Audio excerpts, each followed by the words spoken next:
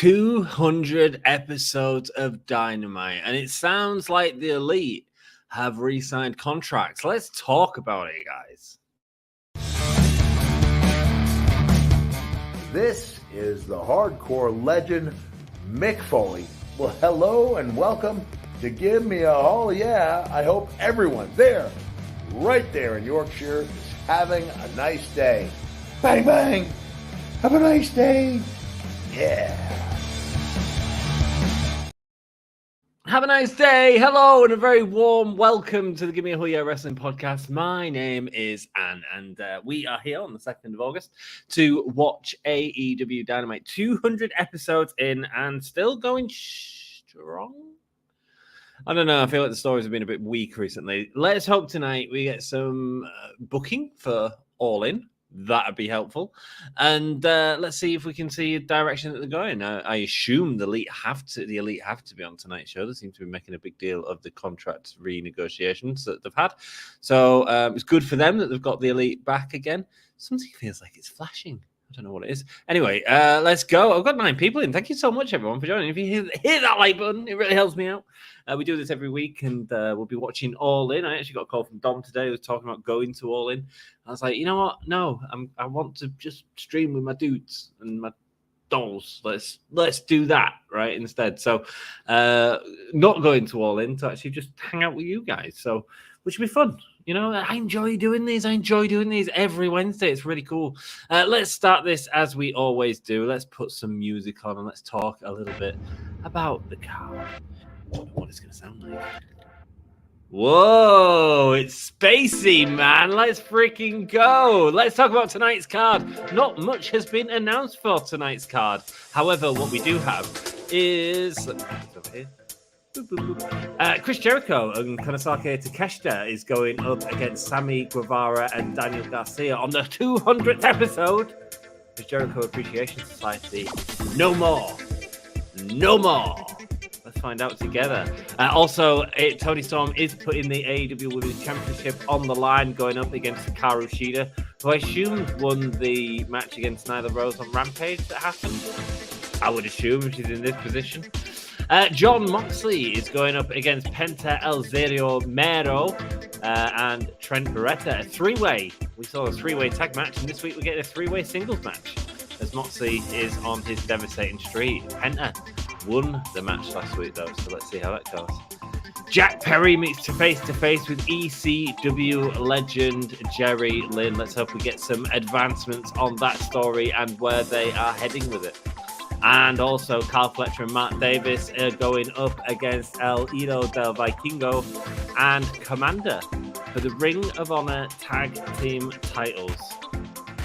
I have no doubt that there's going to be some surprises as well tonight. That seems like a very... that cut off abruptly. I'm sorry about that. I'm sure that someone was having a good old dance and suddenly I cut off the music.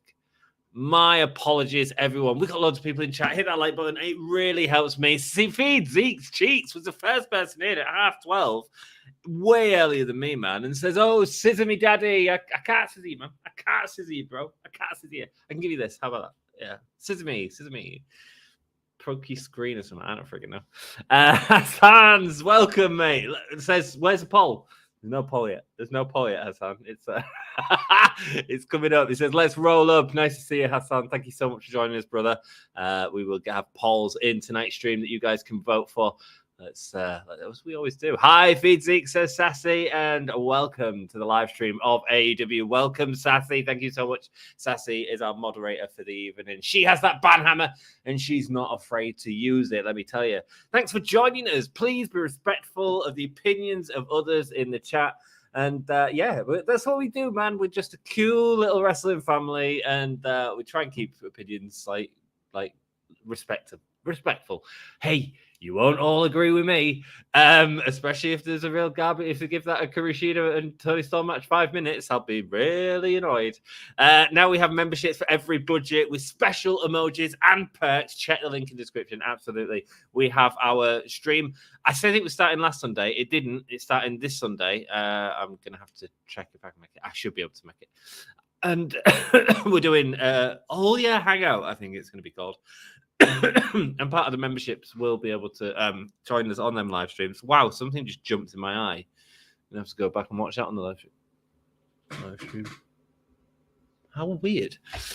We live stream Monday Night Raw, AEW Dynamite, and Friday Night SmackDown each week. And also this Saturday night, SummerSlam, if you want people to watch it with, come and hang out with the Gimme a Hell Yeah boys. All your regular WWE people will be covering it. Dom, Dan, and Sam.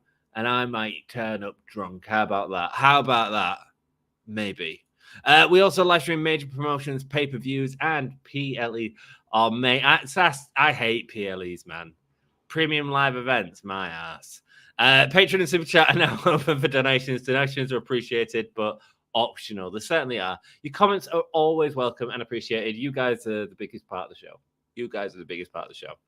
I'm ready for AEW Dynamite on the 200th anniversary tonight, says Hassan. Nice, man. Nice. Well, you're here with us. Thank you so much for joining us so early, Hassan.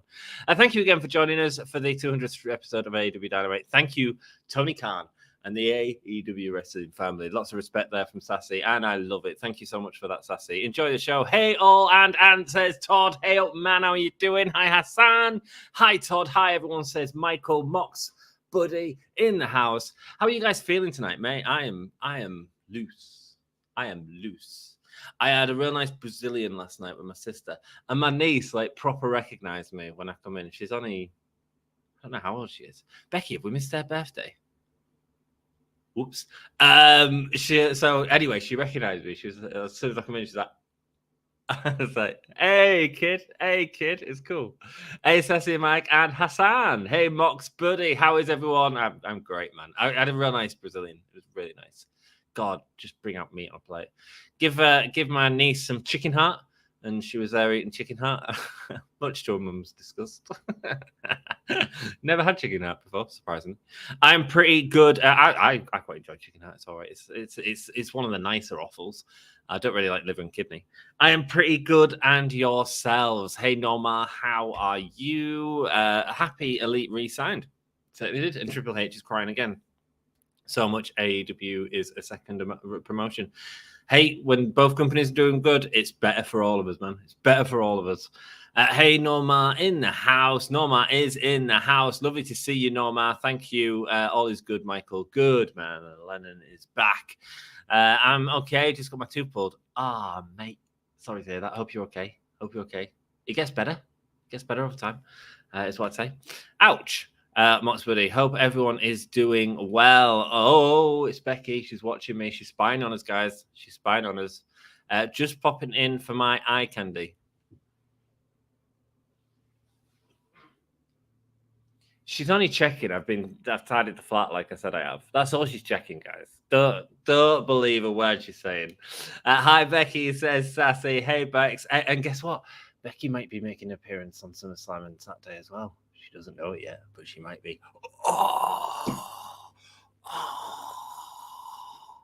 Wow. Becky agreed to that. How cool. Hey, Don, how are you? Hey, Sass. Mike, welcome. How are you doing? Lovely to see you. Thank you so much for joining us. I'm pretty good, Bex, and your boyfriend is awesome. Who's she saying? I'll kill him. Hi, Makiki. Evening, all. How is everyone doing? Luke, welcome to the stream, mate. I'm doing great. I hope you're doing well, my friend. Thank you so much for joining us. We are 2 minutes away from AEW Dynamite for this 200th episode. Why isn't it on there? Let's go. 1 minute and 59 seconds. Cool. Ha ha. He is all right, I suppose. He's all right. I'm all right.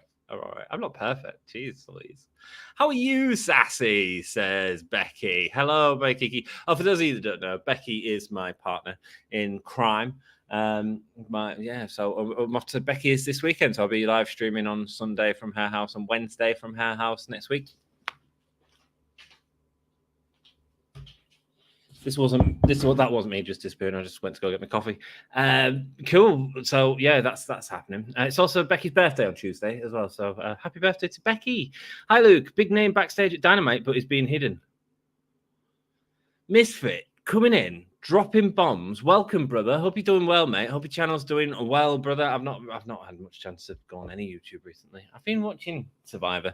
I've been chilling out a bit. I'm struggling to find time for stuff. just because I've been working so hard in the flat and stuff like that. But I hope you're doing well, mate. Hope your channel's doing well. And coming in with the big news. There's someone big at Dynamite backstage tonight. Good, says Sassy. Hi, Misfit. Good to hear, says Becky. Avi D, maybe? Yeah, it could definitely have something to do with the Jack Perry storyline. Makes sense. I love me some RVD. I miss EC Dub. I do too. Todd. GCW fills some of the void for Sassy. GCW is way more hardcore than ECW. And let loose the Kraken on Saturday night. I certainly will, mate. Don't you worry. Don't you worry. Me and Bex will have a drink with you all on Saturday. How about that? I'm ready for SummerSlam this Saturday. Chris, welcome to the stream, brother. Lovely to see you, man. Hope you're doing well. 15 seconds away from Dynamite. You're here just in time. Hi, Chris. Tony Khan says, Shazam! Yeah, he does. Todd. Evil Uno says the Dark Order resigned with AEW. What? Really? Yeah? What? That's news. Watch live. Let's see what we get. Stream. Becky, you're the best. I love you, and I'll speak to you soon. Use Wednesday, you know what that means. AEW 200 Dynamite. That's the right sign to zoom in on, not the book, the women's division better sign. 200 episodes of Dynamite. The signs are out. Everyone's looks like they're having a good time. Oh, wow. And now I wonder if this is for the special, the fact that it's 200 episode, but they've gone back to the proper old school stage with the proper heel and face entrances. And coming out of the heel entrance right now, we have Chris Jericho in a peacock jacket. A peacock jacket. Nice. Here comes Don Callis and Takeshita well behind Jericho. Oh, no, that's the problem with this, guys. It's going to push Takeshita off. Here he goes. Jericho opening up the 200th episode of Dynamite right now. Let's get the poll-up, shall we? That's what you want to see. Let's copy that because I'm not going to type all that out. Let's get a poll for you all so that you can vote and who you think is going to win. Now that I've betrayed everyone I ever loved, I pushed them all away. Oh, mate, Chris Jericho and Konosuke Takeshita fits in with one character left. What? Will Sammy Guevara versus Daniel Garcia fit in? It feels like less letters. It is less letters. We're fine. We're fine. It's 3 less letters. Ask the community. Why won't it let me ask the community? Why won't it let me ask the community? Hi, chat. Oh, what have I done? What have I done? What have I done?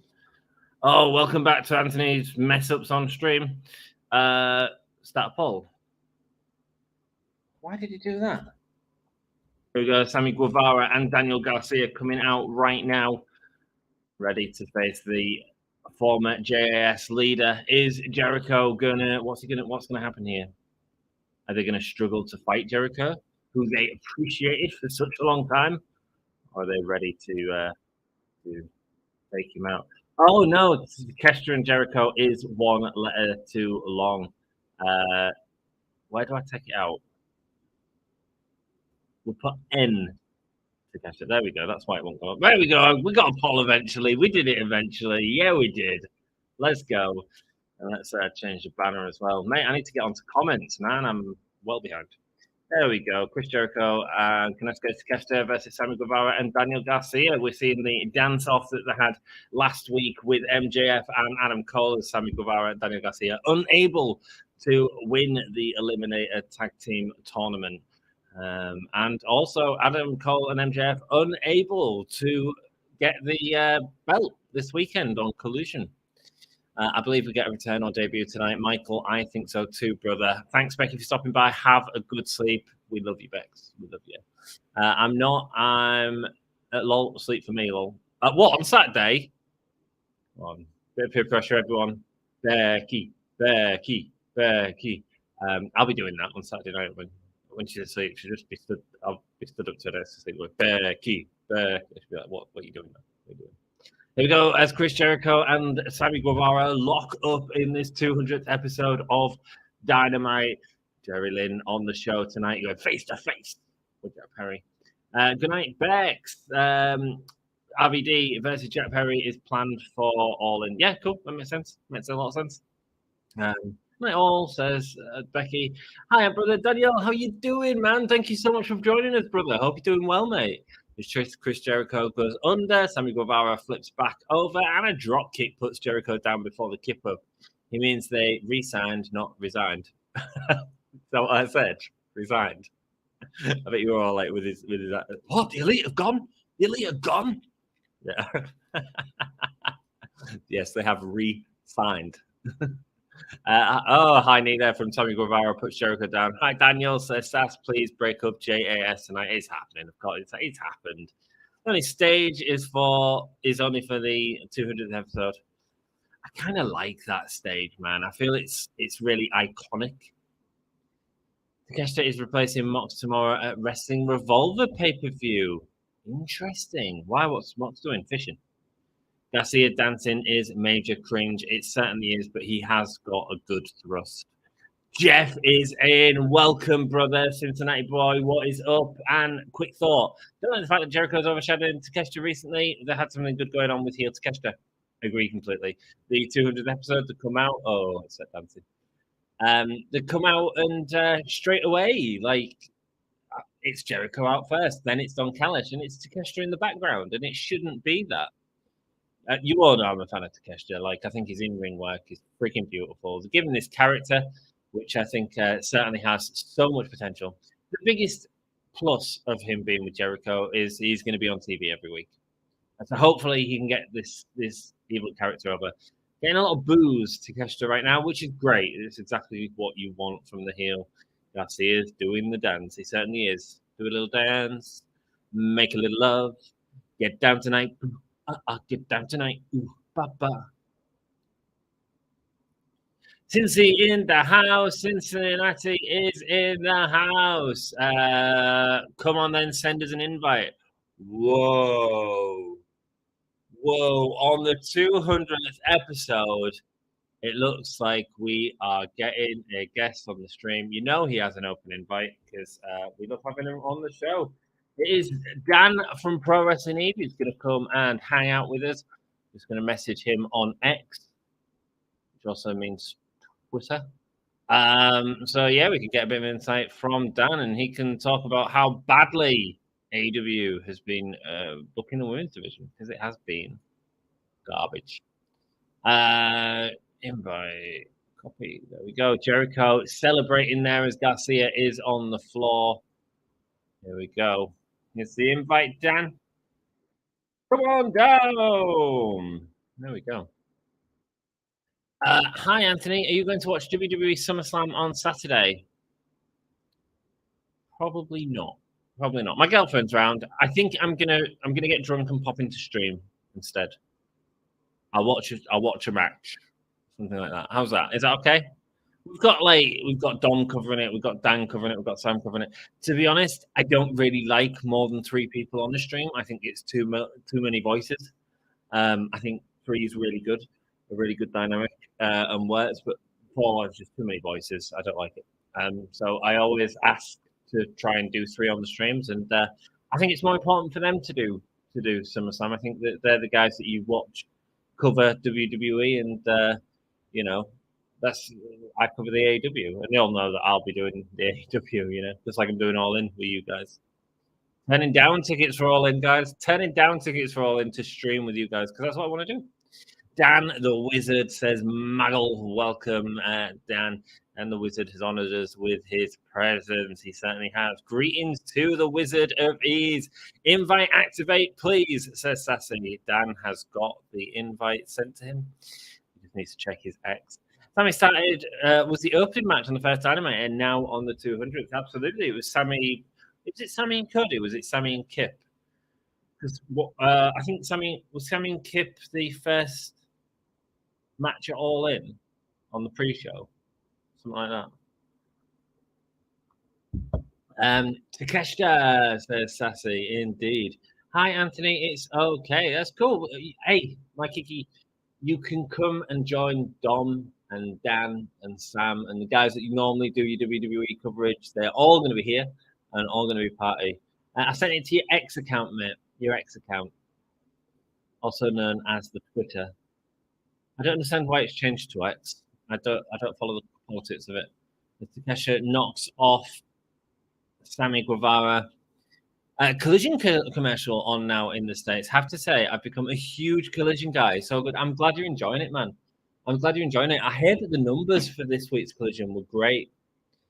So they're doing something right, man. They're doing something right. Whoever's assisting Tony Khan with booking that show, good on him, because it seems like people are really invested in both the presentation of Collision, but also the stories that are going on. Are good. Has Jericho ever won by using the leg flex pin? Probably not. Probably not. Maybe a squash match once. I don't know if he's the Streets. Love Collision, says Sass. Good. I'm glad it's such a difficult time for me to do. Saturday, I'll probably do a live stream, but I've got Becky over and I want to spend a bit of time with her. Do you know what I mean? And she travels 400 miles, and we only get 24 hours together normally. We'll get a bit more because of thingy, but I don't know if I'll be able to do Collision this week or next week because that gets me out there as well. Sorry. I will. You've all got your notifications turned on. I will try my best to do Collision in the future, but Saturday's a really bad night for me, man, because of work. And then the night that our friend over at Misfit Wrestling Podcast went to stream it, I was going to stream that night as well. It was the finals for the CM Punk and Ricky Starks, so I was really interested to see that. And I was sick as a dog, man. Sick as a dog. I'm all good now. There's Jericho is chopping Daniel Garcia now. Shop the AEW collection. I haven't checked out the shop for a long time, actually. I think since I've been getting my Elite crates. I tell you what, guys, I've got the Elite crate, but it's been in my possession for 2 weeks now. There's no point in me doing a separate video. How about we open it on stream later on? How about we do an opening on stream later on? Sound good? Let me know if you want that. I'll open up my new AEW All Elite box just live on stream. One of the advantages you get. Here we go. Sammy Guevara trying to build up Daniel Garcia. Can he dance his way to the corner? Jericho needs to start wearing his glitzy boots all the time and walk out to these boots by Nancy Sinatra. Massive crossbody there from Sammy. These boots are made for walking. And that's just what they'll do. That would be awesome for Takeshita. That would be awesome. There we go, Guevara, a massive dive over to Jericho. Yes, and open up that box. I certainly will, my friend. I will do that for you, Todd. I will do that for you. I am opening an All Elite crate on this live stream, so stay tuned for that. There we go. Sammy Guevara looking to the sky. Reach for the sky. Big frog splash. Landing almost straight down on Takeshita, man. Jericho gets the stage, though. Lol, Jeff. Yeah. No, I love that, man. These boots are made for walking. That's a proper heel song. That's great. 100 chops later. Indeed, man. His skin's going to be like mincemeat. Daniel Garcia coming in to attack Jericho. Aubrey needs to get this match under control. Oh, that blue thunderbomb from Takeshita. Oh, is he going to do the Walls of Jericho? Get the win with the Walls, man. The Walls of Takeshita. It's not even the Walls of Jericho. Dan, if you're there, I sent it to your Twitter, my love, whenever you're ready, mate. And Sammy Guevara pushing off Takeshita now. Jericho's able to get the tag, though. Is he going to punish Sammy Guevara? Whoa. The Spanish Fly. Jericho flipping over the top of Sammy Guevara. Good job, man. Good job indeed. Let's go. So yeah, it's been a good week for me, guys. I've been really busy at work, but that's all cool. Not doing a lot of hours, just really busy.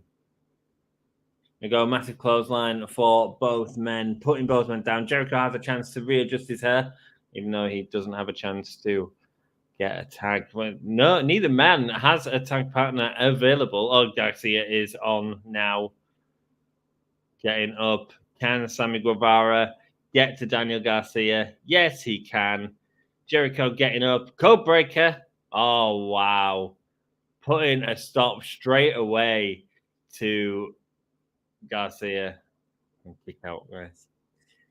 Impressive that Jericho can make a Spanish fly look smooth at his edge. You think they did? He did a really good job in that, man. I agree. I think he looks really smooth. You're faster than my COX cable. What's is that a cable provider in the US, man? My suggestion, my friend, is if you pause me, then I won't give you any spoilers. And then just press play a little bit later. That's all cool, man. Takeshita there, going for the kick, going for the break up there on Daniel Garcia. And we have a guest who's ready to appear on the stream if he gives me a thumbs up. And we have a thumbs up. Ladies and gentlemen, the promoter from Pro Wrestling Eve, the Booker man himself, it is Dan Reed joining us right now. Hey, Dan. Hello. Can you hear me okay? How are you? I'm all right. I'm good. I just saw Sammy Guevara do a shooting star press. Have you seen that? Just so I know where we are. I've just missed it because I've got you live on stream. Going for the pin and kick out. Who was going for the pin? Guevara or Garcia? On a roll up. Now he's got him in the walls. Yeah. Okay. I turned out I was a little bit behind. I've just caught up. Cool. Oh, Don Callis with the baseball bat knocks out Garcia. I was literally about to say this is what I predict would be the finish because Don Callis has to cause. That's the only reason for doing this match is for Don Callis to cause more problems between them. Yeah, it is a bit weird how Jericho's suddenly a bit more babyfacey last week and playing a bit more sympathetic. Yeah, you know, and now he's going for the pin, and that'll be it. Yeah, the issue is, man, nicely done there. Come out tonight, he was well behind Jericho, man, and that annoyed me. I wouldn't overthink that one too much. I get what you're saying. I see you. I do see your point, but I think ultimately it'll be fine. Like I think it'll be almost like Takeshita's walking behind because number one, or a couple of reasons. Number one, they're perhaps trying to like still suck up to Jericho, get Jericho playing along because and number two. The idea of Takeshita always being behind him so that it becomes more second nature. So if the idea is that there's a turn that way, he was always behind him anyway. Oh, Tony Khan's making an announcement then. Mr. Charisma himself. Shazam!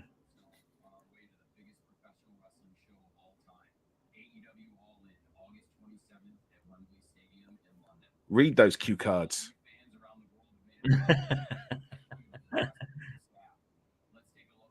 I mean, a massive show all in, Dan, and we have no idea what's happening there. Well, I think we're gonna find out some stuff tonight. I hope so. I'd assume so. Well, we're 24 days away, aren't we?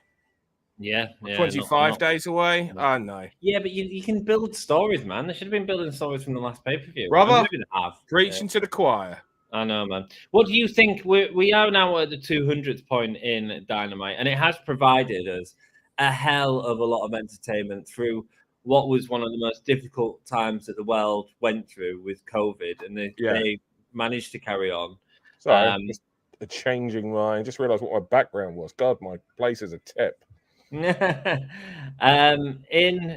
sort of these last few years, they've really sort of give us. They've done incredible for a new wrestling promotion. Yep. And it proves to you what you can do with money, With money. And with talent. I think everything was kind of like at the right time. Yeah. Absolutely. And also, like, here's the thing. I say with money, it's not just money because we've seen people with money come along before. They haven't created this. No. And I know people want to give shit to Tony Khan. And there's sometimes there's understandable reasons for being less than thrilled. The booking of the women's division. Mm-hmm. I do see the arguments on both sides, but I see the argument on one side a hell of a lot stronger than the other. Yeah.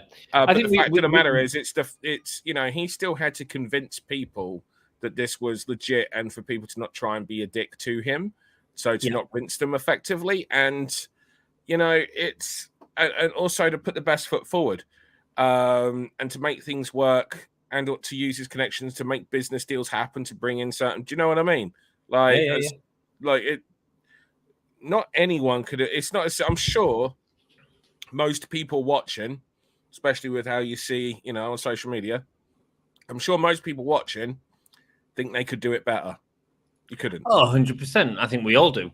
I don't believe that at all. I believe that I believe that he brings elements of what he's learned. You got to think about this guy's, running a football club, running an American football club. Like, think of the business that he's learned over those years. Think of the relationships that he's formed over those years. Hell yeah, it's informative to him, man. And hopefully, you're okay. You're struggling. Yeah, I'm just trying to get yourself in a straight frame beautifully. Yeah. There we go. Yes, sir, said Feeds Zeeks. Jeff says, let's be real. If I was as old as Jericho, I'd be happy if I could climb up from the floor to the apron without help. Brother, I hear you. He's doing well. He's doing well. Like, sometimes he doesn't. Sometimes it's not as entertaining. Sometimes it is. And, for him to be doing that, what he did in that match, I think he did a really good job. He's great. I mean, if it is him and Will at All In, that'll be a great match. I agree, man. I think it will be a really great match. I think it will be exciting. And, I think a great spotlight for Will as well. A great spotlight for him in his home country as well. So, yeah, great. Me too, Jeff says, sassy. Too good to pause. Oh, feeds these cheeks, you flirt. Thank you so much. Hey, Dan says, sassy. Hey, sassy, says Dan. Jeff says, hold on, I just saw Toni blink. He's a changed man. He's a changed man, Dan. Well, he's going to wait until the after party. He is the wrestling Manchurian candidate, isn't he? He certainly is, man. He certainly is. Well, Wizard, you could put the AEW's women's division in your sleep better than what we have right now. Yeah, he could probably book the women's division better than what he's doing. I believe he believes his reasons for doing so are just, and I'm sure he has facts, figures, and numbers that prove his point. However, it's a circular logic. If you always book to that, those will never improve. So therefore, you have to, take gambles and invest the time. Like it's like what I do with Eve, right? On the last Eve show, we got some drama. Oh, drama backstage. It's the Jericho show. Yeah, so we've got a Jericho Appreciation Society meeting next week on Dynamite, as called by Daddy Magic to Jericho. There we go. And Jericho doesn't give a word. So conflict in Jericho, Dan. Yep, extreme conflict. This storyline does feel like it just came out of nowhere. What was I just saying? Okay, so you look at the last Eve show, right? And I did Mercedes Martinez versus Sapphire Reed, right? Yep. Sapphire's 19 years old. Now, is there a bigger matches that I could have done, with regards to Mercedes and, Martinez having her as a part of Eve? Of course there is. However, the reason for doing that is it's an investment in Sapphire. So by Sapphire being in there with Mercedes, Sapphire is going to get better. She's going to get a bit of the rub, but she's also going to learn. She's going to get better, and there's more investment in time and people's emotions because I knew Mercedes Martinez and Sapphire would tell an incredible story, and they did. That was the purpose of doing it, and that's what you need to do. You need to invest in this talent, and I get it. There's a lot of money that they've got, invested in these, but it's still circular logic. Those segments are going to keep on losing, and they never used to lose. Let's remember that Hijo was one of the biggest ratings getters during that time. During her time in AEW as the women's champion and chasing the women's title, especially. So Britt Baker was always a good ratings getter. Yeah. Dan, have you ever met Tony Khan? Yes. Yeah, he came to her. He came to the Res Girl. I'm sure I told you the story. He came to her and he asked me. I know the story. Yeah, I was. And that was a Pro Wrestling Eve show? No, it wasn't an Eve show. Oh, was it not? No, he just came down to the Res Gal. Ah, right. Cool. Because everyone came to the Res Gal. Right. Because we were always there. It was the mecca for, and I know that sounds ridiculous, but it was the mecca for wrestling in London. If you were London, you had to come to the Resgal. Jeff Jarrett came down to the Resgal when he was in London. Who else came down to the Resgal when they were in London? Rey Mysterio came down to the MVP had the premiere of his movie at the Resgal. You name them, they've been at the Resgal, they've taken training, they've come down, they've just, just to see and have words and meet us all. Do you know what I mean? But I mean, the point I was getting at is to meet you and to speak with you. He must have an interest in women's wrestling. It's not like he doesn't have an interest. At the end of the day, he asked me, who should I be getting in? And I'm sure I said to him, Emi Sakura and Jamie Hayter. There we go. And then I put Britt Baker on versus Jamie Hayter to introduce the two together. And there we go. And that's how, and that story's been told on AEW, as we've spoken before. Right now, just so we know, we've got Jerry Lynn, one of my all-time favorite wrestlers, by the way, and one of the nicest guys. Pleasure to work with him when I first did. We've got Jerry Lynn in the ring with, Jerry Lynn on the outside with Jack Perry. So Jerry Lynn's going to introduce someone, clearly. He's going to introduce someone who was in ECW, who used to wrestle today. RVD. And the crowd are chanting it as well. It was always going to be like, it was. If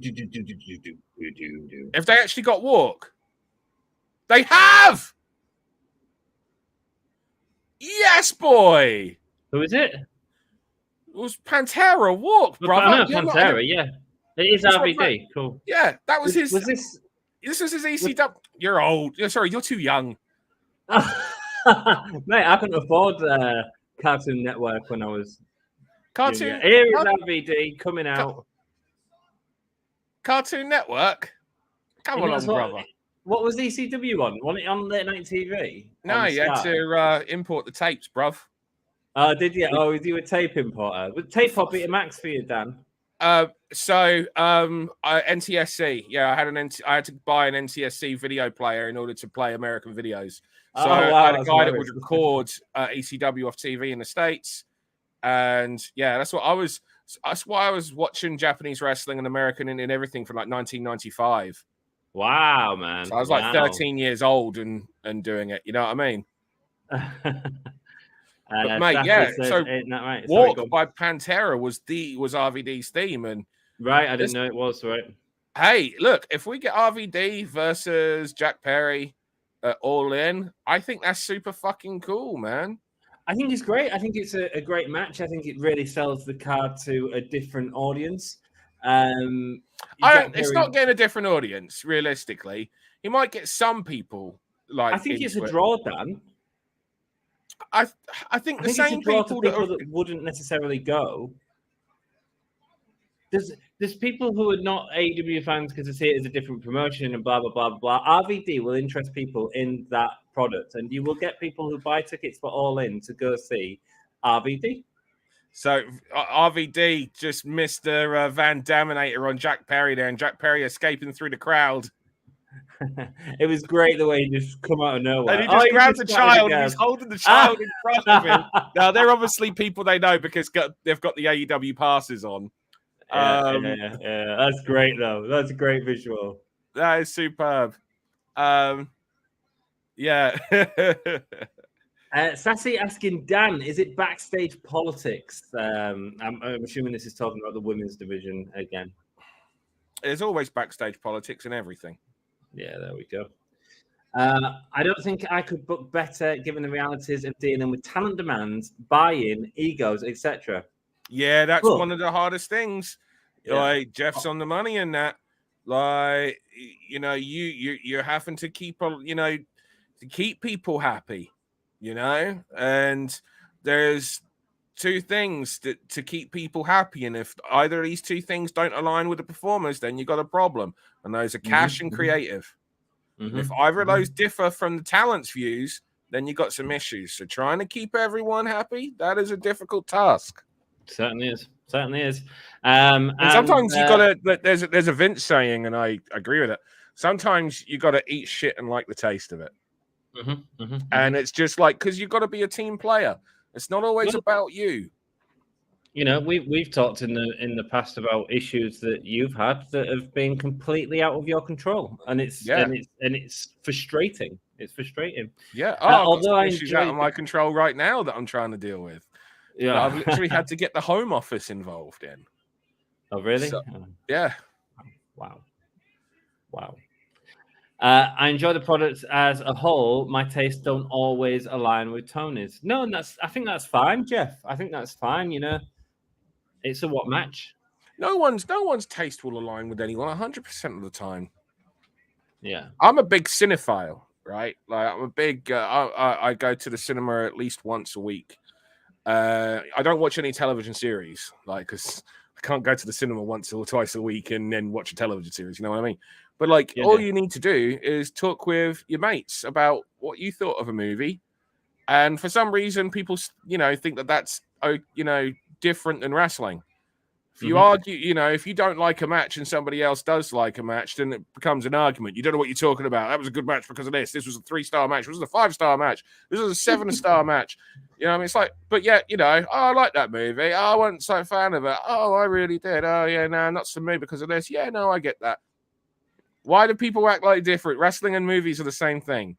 Yeah, credits. It's storytelling. Of course it is. Yeah, of course it is. Like. Now, this is an entrance song. It certainly is, and they've paid the money to get it as well. I wonder if AEW will get flack from it or not. Because some of the drama attached to Pantera? Yeah, there's been a lot of drama attached to Pantera recently with Phil Alnino, is it? Alcima? I honestly don't know. But there's been drama with Pantera several times over the years. But I mean, not even all the Pantera are with us anymore. This was enough to cancel several festivals in Europe. Cancelled Pantera because of it. Oh, really? Oh, yeah. I don't know about that. Especially the one in Germany. You know, when you're going to there's images popping up of you doing Nazi salutes and you're playing a festival in Germany. Don't go down very well. But was it? Well, hold on. But was it mocking Nazis? I don't know. I think there's a lot more to it than that. Because it's like, I just think because I've seen people get cancelled for mocking Nazis. And it's just like, mate, that's what Nazis are there for. Yeah. They are there to like, if you can't mock a Nazi, who can you mock? There we go. Check out all the wardrobe. Sorry. There's all the wardrobe as he ended, and they just showed it all off. Oh, I didn't see that. Yeah, it's all packed in like cellophane. There's definitely some Britt Baker outfits in it. Some of the talent send their gear with the AEW truck. Yeah, so that's what it was. Yeah, so that means that they haven't got to worry about their gear going missing if they're on their way there or whatnot. So because there was an Eve show where I know what it was. It was the show that Jamie Hayter was supposed to be on, but then all her transport got messed up and she couldn't make the connecting flight. So we tried to see if somebody else from another and there wasn't another flight from that airport. So we tried to see if there was anyone that was near airports locally where there was flights. And the one person that was, they didn't have their gear because it was on the AEW truck. Otherwise, they were like, I would have done it, but my gear's on the AEW truck, so I ain't got my gear. Yeah. There you go, guys. Info for you there that we wouldn't necessarily know. So here we go. We've got Moxley in the ring with Trent Beretta, Penta on the outside with the trash can, bringing them in. Oh, this is some sort of hardcore doomsday.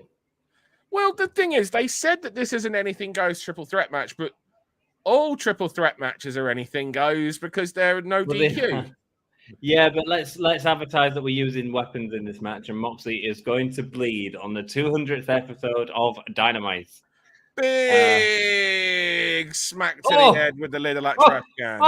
Oh, the trash can to the head. Taking out the trash is Penta right there. Love it, the RVD theme. A big Pantera fan, says Sassy. Cutter there from Moxley. Can RVD still go, though? Have you worked with RVD recently? I know you will have in the past. Not recently, no. Not for a long time. He's been in one PW, is it, in the UK recently? So he can still wrestle. Don't Whether he even can still start me on go. 1PW, brother. Sorry? Don't even start me on 1PW. I'm not going to start you on one PW.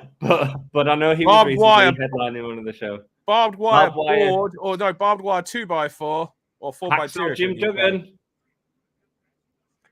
All being and swung and a miss, so we're setting it up. Here's the thing: Penta does the violence as well. For those that don't realize, Penta is known for extreme violence also, and Penta is known for bleeding also. Oh, yeah.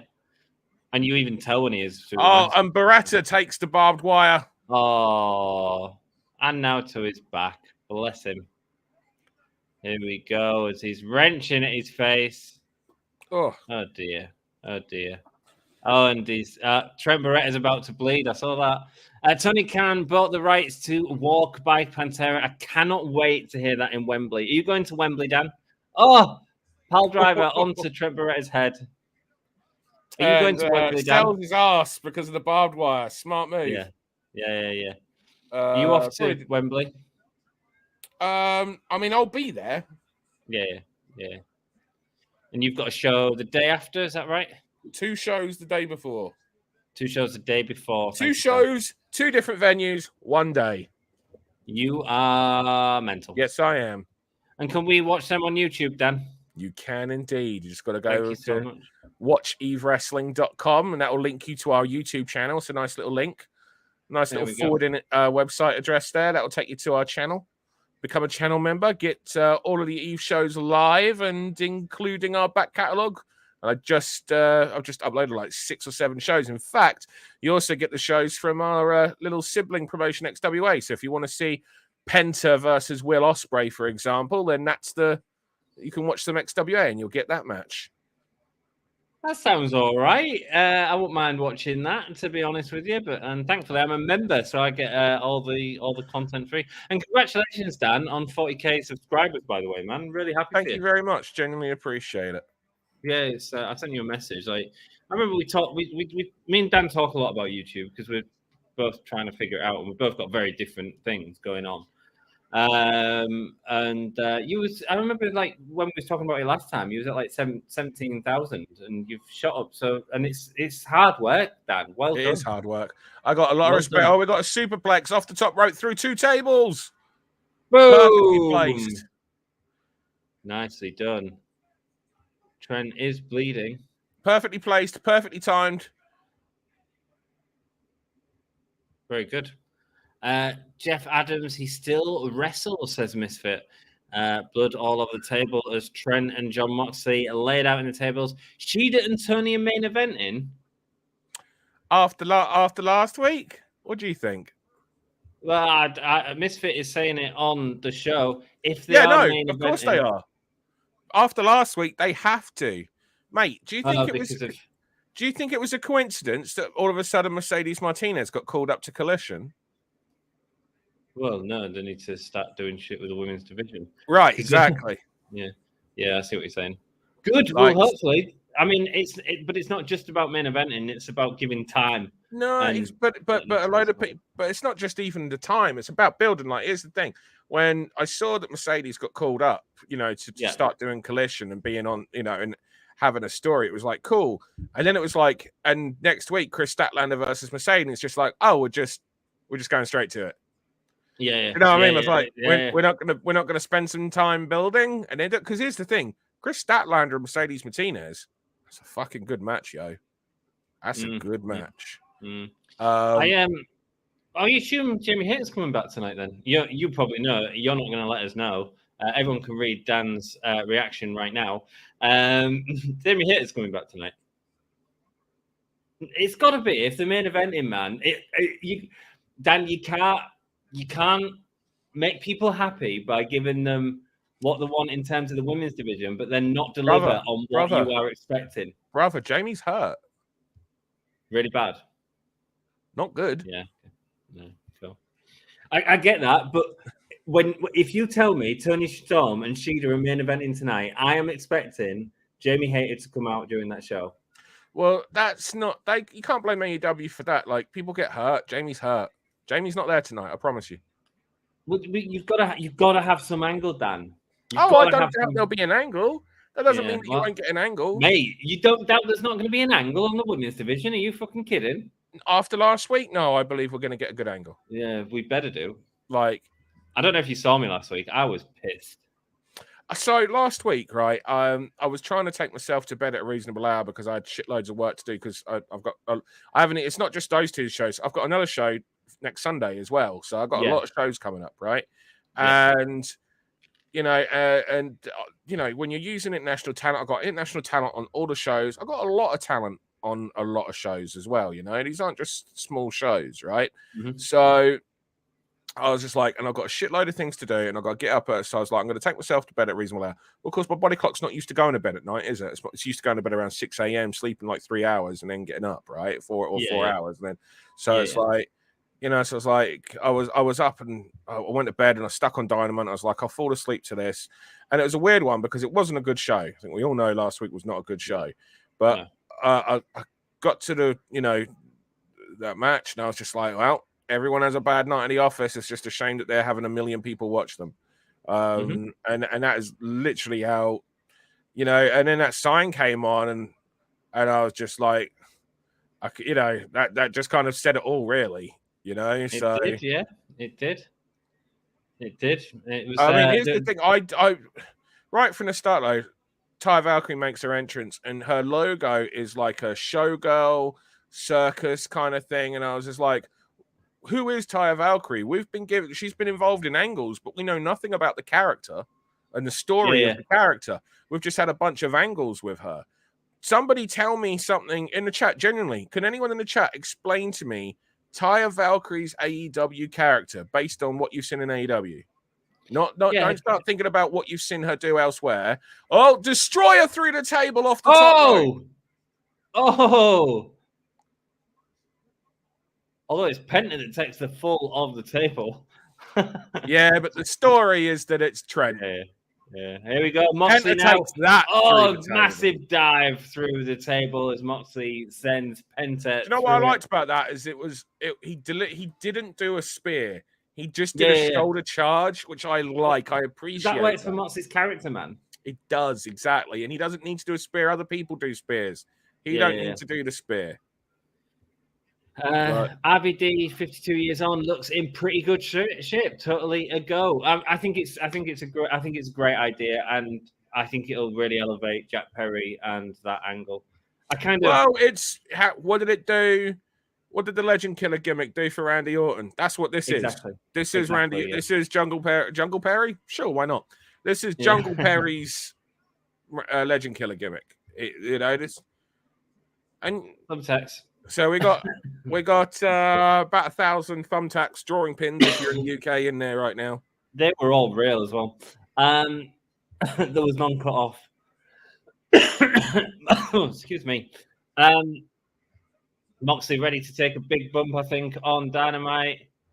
Not the package pile driver, onto the thumbtacks. No. Is he going to go for the paradigm? Oh, pile driver. Pile driver, Gotch style, onto Penta. That's horrible. It is. The only issue I have with this Jack Perry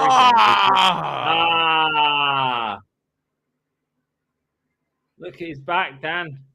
I can see. Hey, and if this is your favorite style, cut her into the thumbtacks. Moxley on his own back, though.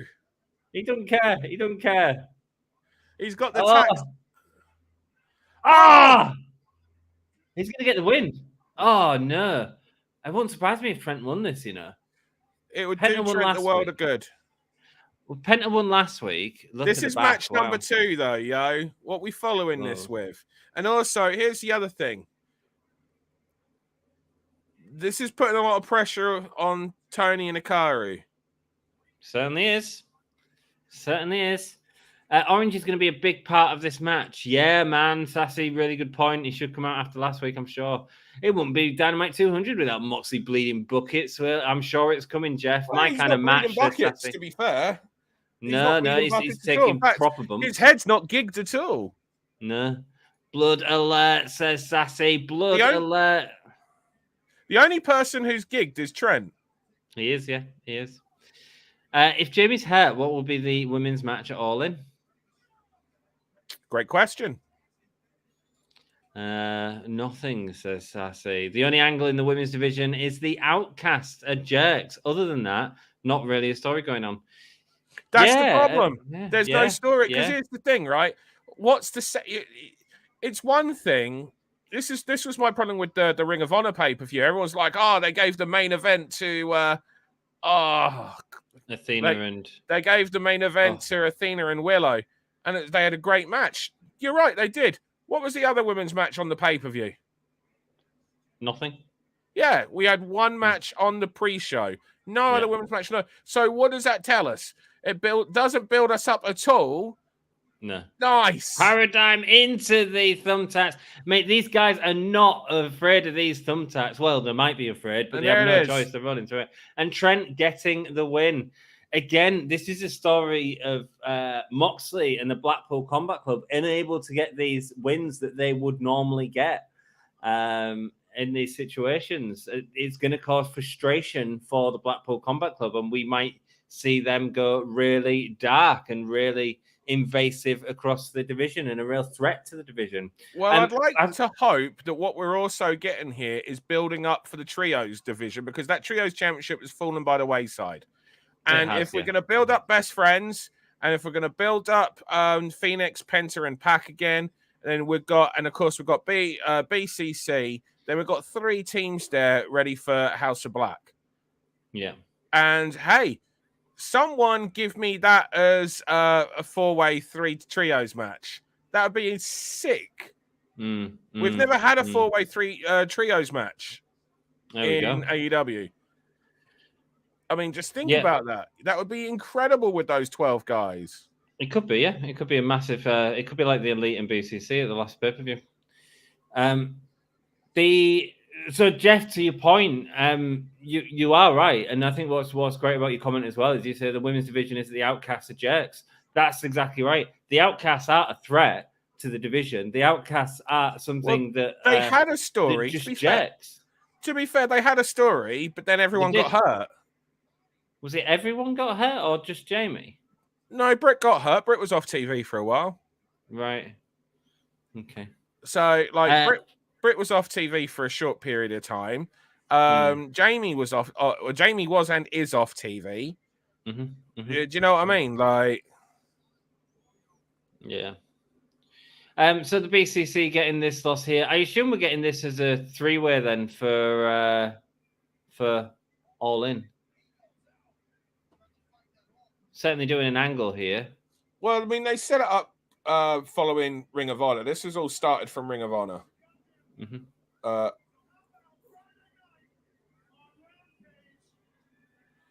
People pop because they know that's going to be taped tonight.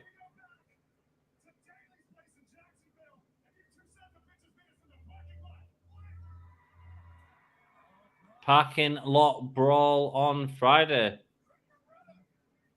Wow. Cool. Trent Beretta is just he's going to work twice. That's.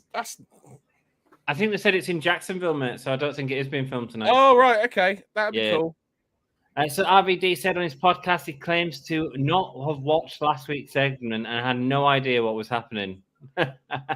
Lol, he knew. Yeah, I think he certainly did. I think you got work to Misfit. Thumbtacks, yes, says Sassy. Mox bled. Bring up a good point, Dan. I think one of Tony's faults is that he just assumes everyone knows who people are when he brings them in. I think that is one of his faults for sure. Yeah. I think AEW can actually be quite... I didn't watch Lucha Underground. I saw bits, but I didn't watch it. No. Was Taya Valkyrie in WWE? If I don't really watch WWE, so I can't comment. I think she was in NXT briefly, yeah. Right, okay. So, but again, how many people watch NXT? Yeah. More now, but then, not so much. Yeah. And even if you do, you must never assume.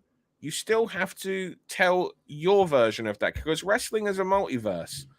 You know, and that goes all the way from the indies to the mainstream, because this person who you saw there may not be, may not have the same relationships or be the exact same person that you see when they go somewhere else.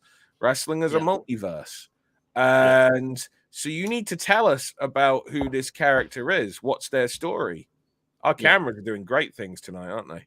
I'm off camera. I'm not allowed to be on camera right this second on YouTube, and that's my new way of dealing with it instead of putting a toilet break up. Understood. Sorry. No, you're good. It's to keep me awake. But so did anyone actually? I missed it because I've got the who wins gimmick up in front of me. Can I close the poll? I wasn't sure if still there. Yeah, I'll end it. That's fine. It's done. Okay, so most people thought Mox was going to win. Actually, that's interesting. Only one person voted for Trent. Well, we both said Trent. Well, there we go. It's big for him, and it carries on the feud. Mox can win at the end if you want to do that, but you need to get House of Black involved in this as well, Dan. Somehow. I think I said that like 3 minutes ago. Yeah, you did. I just don't know how you. But how do you do that with them being on? That's not that difficult. You've got 3 teams of 3 feuding. Yeah. Do you know what I mean? This is the thing about wrestling, right? Remember, you just make something up. It's what's called creating. It's a story. You know, so yeah, I was just trying to see, did anyone give an answer with regards to Taya Valkyrie? My question, no one did. Yeah, Todd did. Okay, as far as Tay in AEW, she's been a threat to Jade, but then Jade left. And those are angles. Those not character. You're telling us what they did as an angle. Yeah. Who is Taya Valkyrie as a character? Explain to me, because her logo is all showgirl and cabaret, but I have seen nothing of a showgirl cabaret act. And logos and trons and everything are designed as additional storytelling devices. They're there to try to tell us a little bit more. So, like, it's part of the packaging. Exactly, it's part of the character packaging. What have we like? Who is she? Because Todd, what you're saying there, Todd, is you're telling me about angles. You're not telling me about the character, and that's my point. There's a difference between characters and angles and storylines and angles. Right now, Rob Van Dam's on screen. Let's just listen to what he has to say. He'll be more loose in AEW as well. I heard Jack running his mouth. I mean, does he know that people are listening when he's doing that? Dude, guess what? Next week. Oh, it's next week. Damn. I want to challenge you for the FTW championship. And after I beat him and I'm the new FTW champion, here's what I'm thinking. I've done this with so many championships. So next week, Rob Van Dam. Rob Van Dam and Jungle Boy next week. I've done it so many times. Look it up. But that's not what I have next week. Wrestling Jungle Jerk. All you got to worry about, Jack, is next week, one-on-one, it's you and this guy, Rob Van Dam. What a welcome it is to have a guy deliver a promo like that. You know, because it's nothing over the top. It's just a guy that knows his character and a guy that knows how to talk like his character and be his character and present his character. I think my favorite part of that promo was when he told us what happens when he beats Jack Perry in a championship match, that he wins the championship. All sorts of things. Yeah. I mean, it's weird putting it on next week, but Jack will probably get out of it, I assume. So this is awesome. The match was incredible. There, as we usually get. Sorry, I didn't mean to interrupt. No, it's all right. It was a great match, last match. A lot of fun, a lot of dangerous bumps. Them 3 guys put on an awesome show. This is awesome. Damn, this match. We'll need a cigarette after this. I'm already ahead of you, Sass. A rematch of Shida and Toni, right? I mean, I have a lot of faith in Toni and Shida.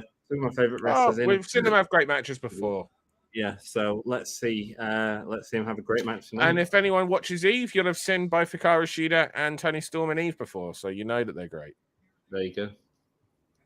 Joey and I will be watching, and some debut will happen, and we'll be like, so who is this guy? There's no explanation, intro telling me why I should care. Yeah, bad production, Jeff, as well. Like, and Jeff Jeff brought up the point with Kota Ibushi in the Blood and Guts match. Like, I've been bigging him up because I like Kota Ibushi and his work, and there wasn't a lot of it was production in that Blood and Guts match, but there wasn't a lot of Kota in it. He was supposed to do something more, right? But he got lost at the airport. And here's the thing: that is what Kota's like. He did the same thing when he worked for me. Right, really? Yeah, I got warned literally when it was announced that Kota was wrestling for me. I had so many wrestlers in Japan contact me and warn me that Kota is like a child. so they're like, so do be aware, right? And then he came in on a different flight, but neglected to tell us that his flight got changed. Oh, man. So we're there panicking, looking all around the airport and everything, and he's not there, and we're trying to find out mate. Oh, nightmare. Yeah. This is your buddy, man. It's the reason why I also got on well with Kota and why I'm still friends with him to this day is because we've got a very similar mentality and mindset with regards to what pro wrestling is. And he's a free spirit, and I've got all the time into it, and that's the thing. So Kota being like that, that's kind of the things that makes Kota special and make him the way he is. But yeah, we could have done with a little bit more, but he would have been involved more, but we didn't, what happened. But it could have done with some more, vignettes, packages, something. On screen right now, we've got MJF cutting a promo talking about his time in AEW. Yeah. And I'm sure we're going to get the announcement of the match for Adam Cole, because he did promise Adam Cole a match next week. So is that what he's going to do? Okay. I don't know if you can hear.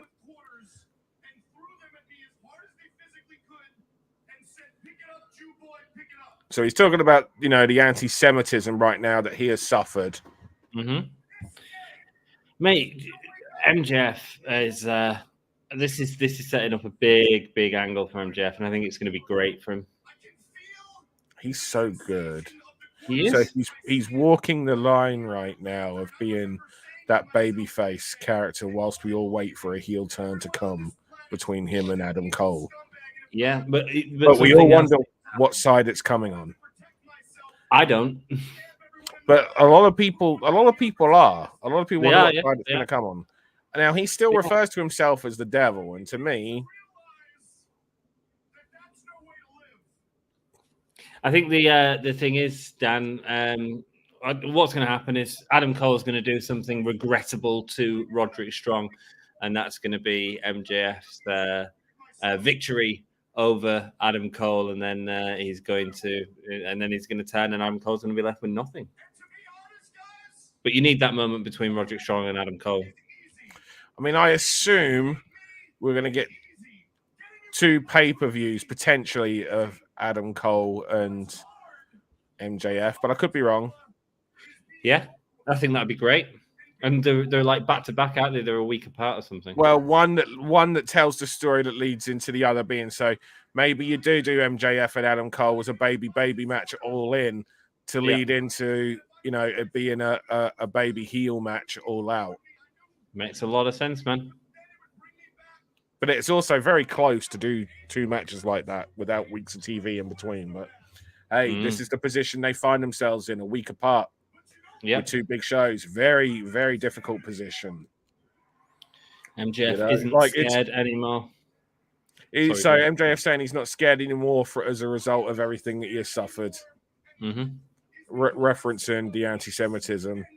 And it's a proper super babyface promo. He's putting over the crowd, saying it's because of them that he's not scared anymore. But it's not just the obvious babyface promo. He's talking about real things, That's clever.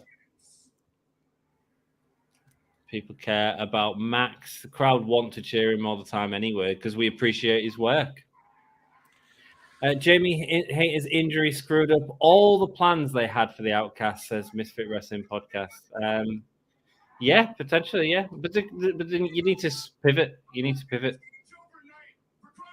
You've had to do it, Dan, on the day. Always.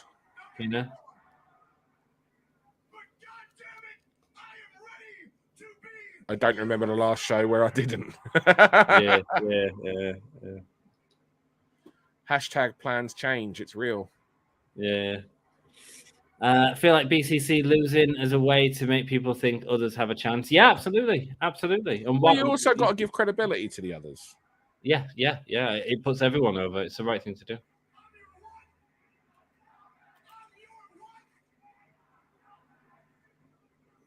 He's a what? Our scumbag, I think. He's our scumbag. Oh. Orange versus Mox at All In. I think we're getting the three-way, Sass. I think. Could be. They're definitely building up for an Orange Mox singles match at some point. Yeah. You could do one All In, one All Out, to be honest with you. But I feel like All In, they want to get everyone on the card. Get everyone a payday as well. And that's a four-way, three-way match is a big way of getting a lot of stars out there to the British audience. Even the devil deserves a friend, Dan. I would like you to give a round of applause to a man who I genuinely feel is one of the best professional wrestlers in the world, one of the best human beings in the world.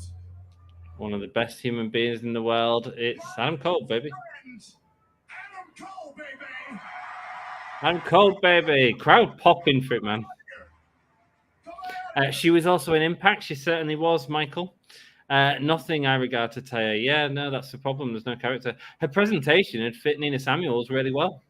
I think the presentation of the Trons and stuff like that is wonderful for Taya Valkyrie.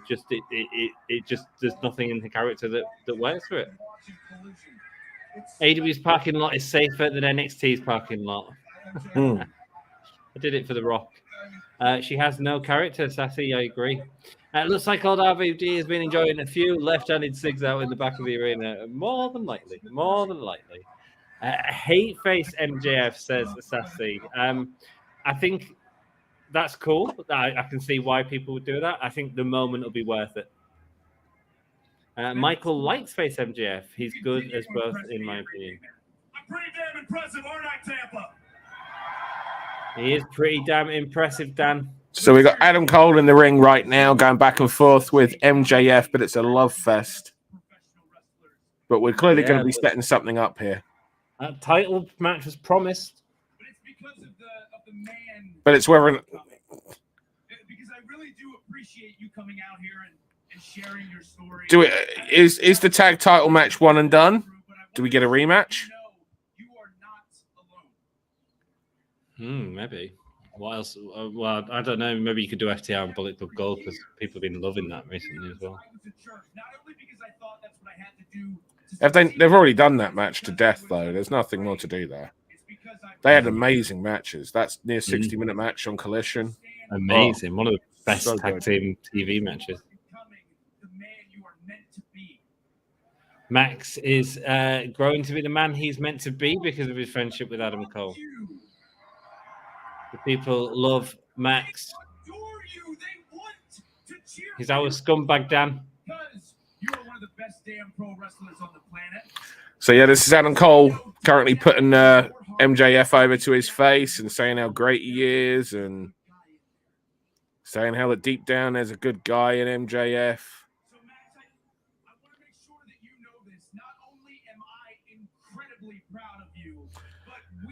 Adam Cole says that he's incredibly proud of MJF and that the whole audience is. Thing is, the MJF character wouldn't care unless he uses it to his advantage. Yeah, absolutely. In my opinion. I enjoy you performing verbal fellatio. So him saying, as much as I enjoyed you performing verbal fellatio on me, I'm still a scumbag. Putting over the fact that people can buy the double clothesline T-shirt.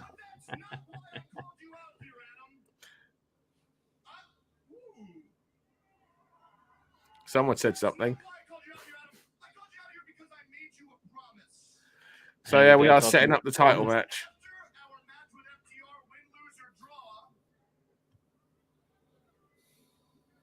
I give you a shot at the Triple B, the AEW World Championship. So you promised him a chance, and Adam Cole is smiling about it. come to the conclusion you don't deserve a match. There it is.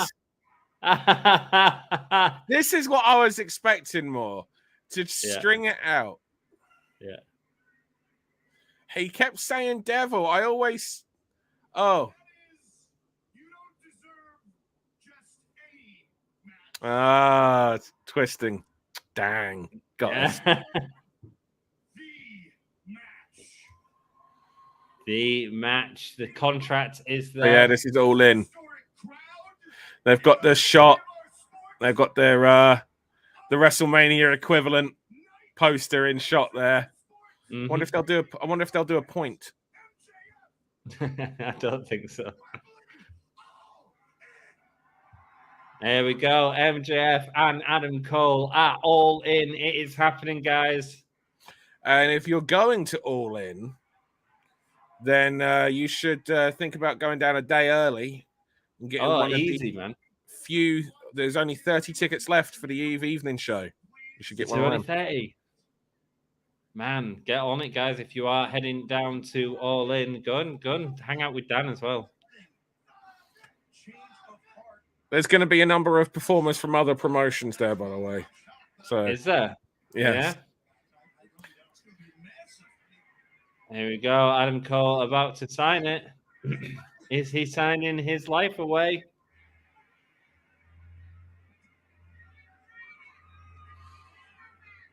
Give us a hug. Give us a hug. Max, I love you, man. I love you, says Adam Cole. And there's the hug. There's the hug. No heel turn tonight, Dan. Mm-hmm. We haven't got the music yet. I'm going to win, Dan. The main event is official. All in London. There we go. We've got our first match. It's the main event. It's Adam Cole versus MJF at Wembley Stadium. The graphic looks great. Are you excited for that, guys? Let us know in chat. Is that what you want to see? This is all built to sympathy for MJF, so when he turns on Cole, it's going to hurt even more. I think so, and I think it's great for his character development. No music for Cole, no. Roderick Strong is pissed. Why is he so angry? He's brought the monitor. Seeing the hugs is what I would say. Oh, he's being a bad friend, Dan. He should be happy for his mate. Who are those two? It's digging it from Mike Bennett and Matt Taven of the Kingdom. I'm glad Excalibur said who it was, but it'd be good for us to know a little bit of story. But I guess now's not the time. No music for Cole. No, I think they should have done Champ versus Champ, Toni versus Athena. Ooh, I mean that'd be interesting. I don't know if they're headed in that direction, but it'd certainly be a good match. What was that, sorry? Champ versus Champ at AEW All In for the women's division. Toni versus Hijo or Toni versus Chris. Good. I think they're... What, Toni versus Athena? Is that who was saying that, sorry? Yeah, Sassy. That's a heel v heel match. They ain't going to do that. Toni versus Chris? Retire the TBS Championship? No, because then they're getting rid of one of the women's titles. Imagine the fucking... the heat they'll get for that. Yeah. Lay your weary head to rest. If MJF can get people to cheer as he hits someone with a ring behind the ref back, that would be great. Mate, I think London would pop. I think Wembley would pop if he did that to Adam Cole. Because they'd just be happy they're getting such a massive moment. Yeah, I think that'd be great. Young Bucks and Kenny Omega coming out. The Elite, please. No women three-way. No three-ways, please. No three-ways. MJF suckering us all in, and I'm loving every second of it, says Jeff. Me too, man. Can I just say, Dan, last week's show was the post-Blood and Guts show. The Elite having an incredible win at Blood and Guts and then not appearing on the show at all. Did they not do any recap or anything? have done a recap, but they didn't. The Blackpool Combat Club were a massive part of the show, but the Elite didn't even cut a promo after the match to be shown or anything like that. I didn't know this match was happening. Oh yeah, The Elite... they did advertise this one. Oh, did it? It wasn't on my preview. That's all. Yeah. Hey, Kenny versus Jeff Jarrett. I am all in on that. Hell yeah, man! Let's see it. By the way, I'm gonna just put something over. Oh, go on, man. I recently did an interview for a podcast called The Wrestling Podcast. That is not spelt incorrect. They do miss out the E. So if you look in the chat right now, you should see it, but it might not have allowed it because I've put a link in. So no, don't allow it, man. Even though you're... I will quickly send it to you because you could put it in. Yeah, of course. But yeah, give it a listen, guys. If you want to know some behind the scenes kind of stuff on how wrestling is actually done without the, the clickbaity things that people generally do to get people to listen to podcasts and everything, then listen to the podcast because I spent about an hour talking with the guys at the Wrestling Pod and going through how booking actually works when it comes to booking people, maybe be it on the indie level or on the NXT kind of level, the level where you're, trying to bring people up and how it actually works and what you're actually working on and how you actually try to get people up there. So as well as going into other little things on there, of course, as well. But yeah, nice, man. Have a listen. Everyone go and support Dan in his interview, and the link tree has been put up there, so go and check it out, man. Jeff Jarrett and Kenny Omega are in the ring right now, and I'm all here for it, by the way. Certainly are, man. Yeah, no Hangman, says Sassy. No Hangman tonight. No, that's right. He's suddenly out of the Elite again. Adam Cole didn't read the contract when he signed it. Oh, good point, Misfit. Interesting. Certainly some story there. Certainly some story potential there. Hangman could not find his butterfly jeans to wear for the 200, mate. It was in them cellophane wrapped wardrobe rolls. Lol Todd says Sass. There's rumors Jeff Jarrett is going to face Grado at All In. Well, they shot an angle at TalkSport, which is a very popular radio station here in the UK. They shot an angle at TalkSport where Jeff Jarrett hit Grado with the guitar. And whilst they're on the Hawksby and Jacobs show, which is a very popular radio show, probably like one of the biggest listened to radio shows in the entire country, to be honest with you.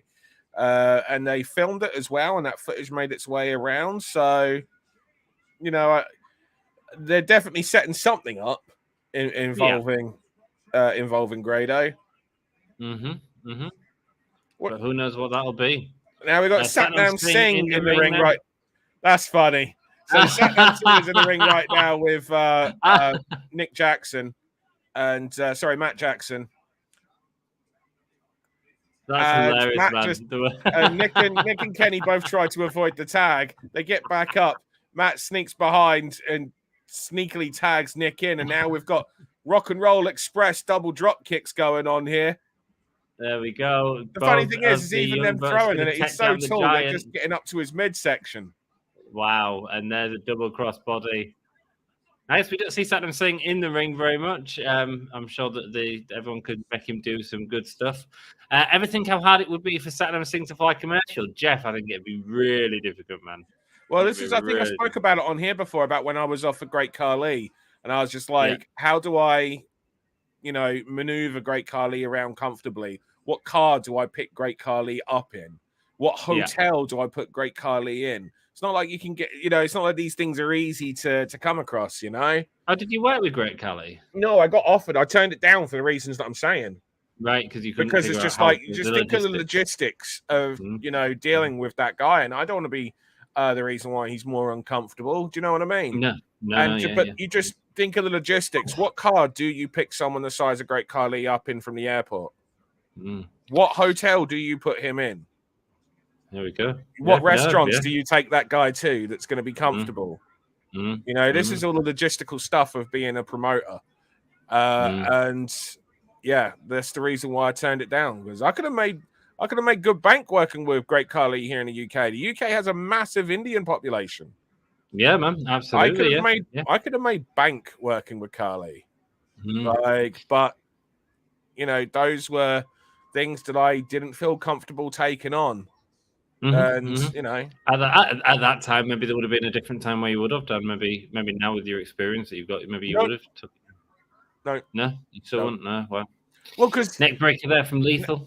Name me a car in a hotel and a restaurant where it's going to be comfortable for that man. Mate, I don't know bloody cars. A bus, and a double-decker bus, but without the actual fucking layer in the middle. Yeah, that's the one. Yeah.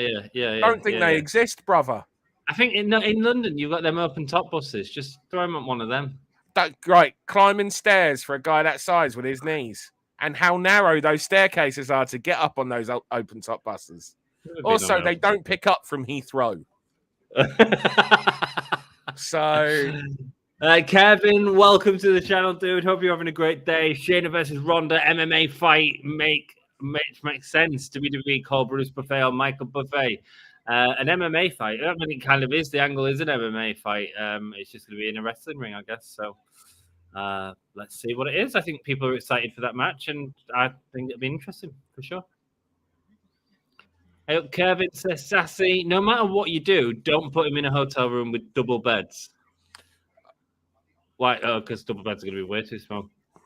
You need like three beds, don't you? Oh, bless. In a row. Yeah, in a row, yeah. I think we get a debut or return in the end of the show. My choices are Kyrie Sane, Mercedes Moné, or the return of Jamie Hayter. Good choice. So you're not going to get Mercedes Moné or Jamie Hayter because they're both injured.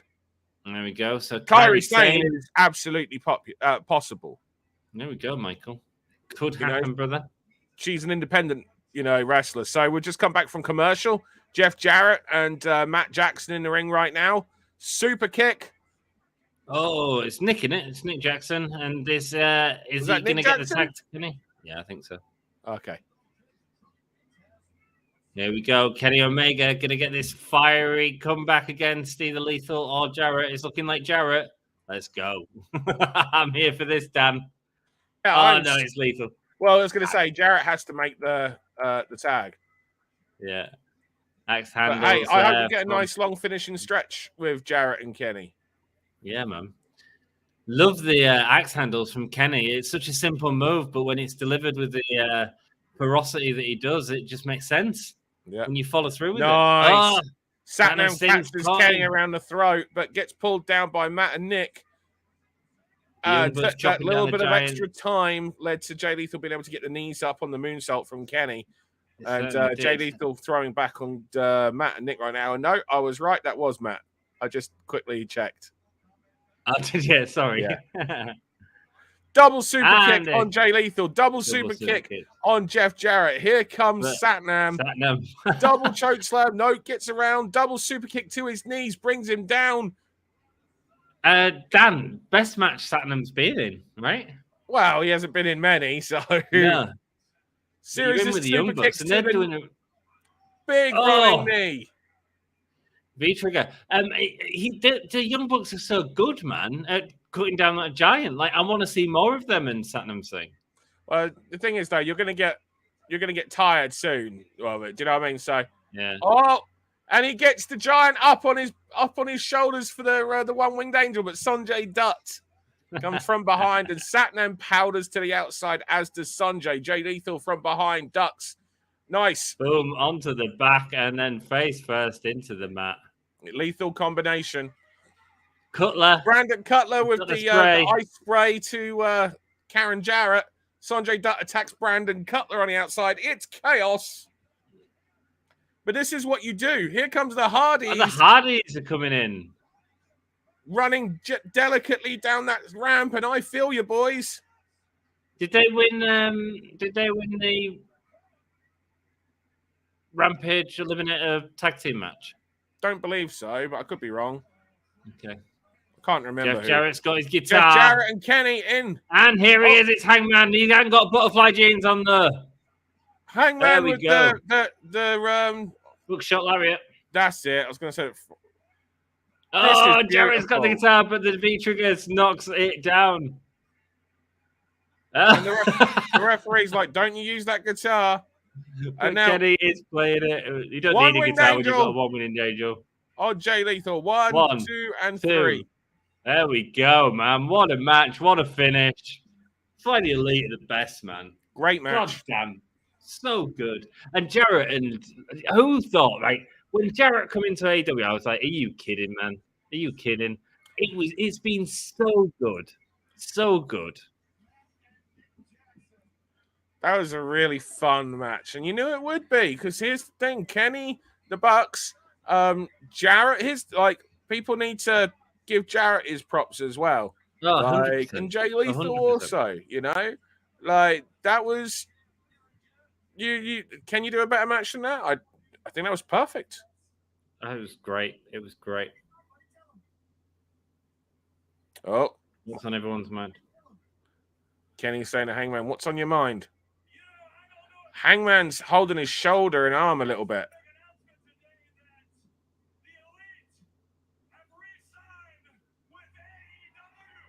The Elite have re-signed with AEW, making that public knowledge for the first time, I assume.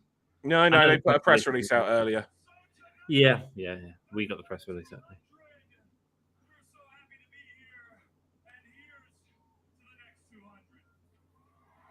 Here's to the next 200. Dynamite, Ring of Honor, Rampage, heck, even Collision. Whoa. But until then, I must bid you adieu. For myself and the Elite, goodbye, and good night, bang. Ooh, I don't know if I agree with that. Doing that halfway through the show, Dan. What's that? The ending Kenny does. Goodbye, good night. That's normally the end of the show thing. Yeah, but he's not at the end of the show. I wouldn't read it. I don't think there's anything wrong. I don't like it. Michael, you're allowed to not like it. I give you permission to be wrong. Thank you. I've explained. I'm not wrong. I'll give you my reasoning for it. Shut up. No, you went along with it first. You don't need to go back on it now. Okay, we've got Swerve promo, Swerve recap. Yeah, of course. Fox joining him last week. Yeah. Great. I mean, great story for AR Fox. It was just a problem that it was all last week was the beginning of stories. There was not enough mid-story level stuff. The problem was it just came out of nowhere, which is often what a lot of the issues are with the story. Like they just kind of come out of nowhere and it's like, what? If you're telling that story, Dan, you can do it over a few weeks as well. You don't have to do it all in one night. Make us care a little bit more. Tell us a bit more about the and then get into it. Yeah, don't just all of a sudden, like, you know, somebody else cuts the promo to put him over and then, you know what I mean? Like, give us a little bit more. Make him a bit more of a regular on telly for a couple of weeks and then big to it or something, you know? Okay, so now we've got Nick Wayne's house. Swerve and his crew visiting Nick Wayne's house right now. Loving this, Dan. Loving the presentation of this sort of gang warfare that they're doing. And there is... What's up, turds? Nick Wayne working out in his ring in the garage. Low set ring.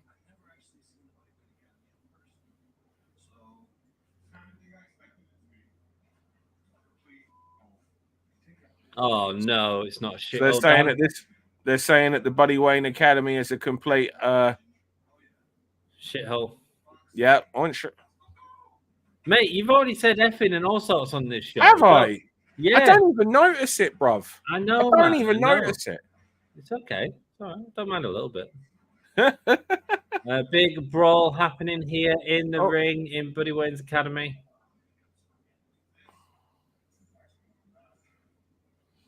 So now they've beaten up a bunch of the trainees, and now it's just 2-on-1 with AR Fox and Swerve against Nick Wayne, who's just not long turned 18 years old.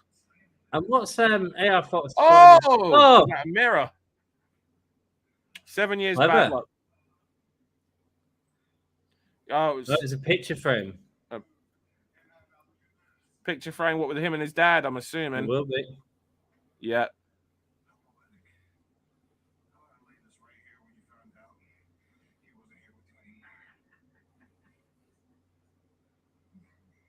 This is great, Dan. This is a really nice Oh, he's presentation. gigged.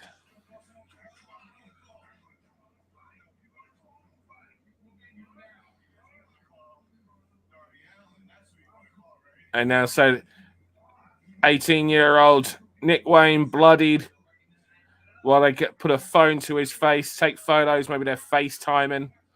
Darby Allin. Oh, no, they're telling him to unlock the phone so that they can call Darby Allin. They're holding is that a knife or something? Is that a knife? What? They're holding something sharp to him. Calling Darby Allin. Doesn't have FaceTime recognition on his phone, or there's too much blood for the FaceTime recognition to work. Darby answers.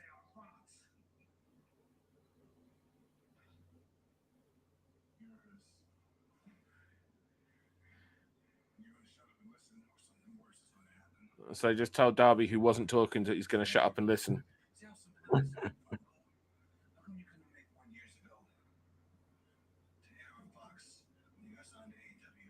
So they're saying, how come it took you so long to make a call for 8-hour fucks? Why didn't you do it years ago?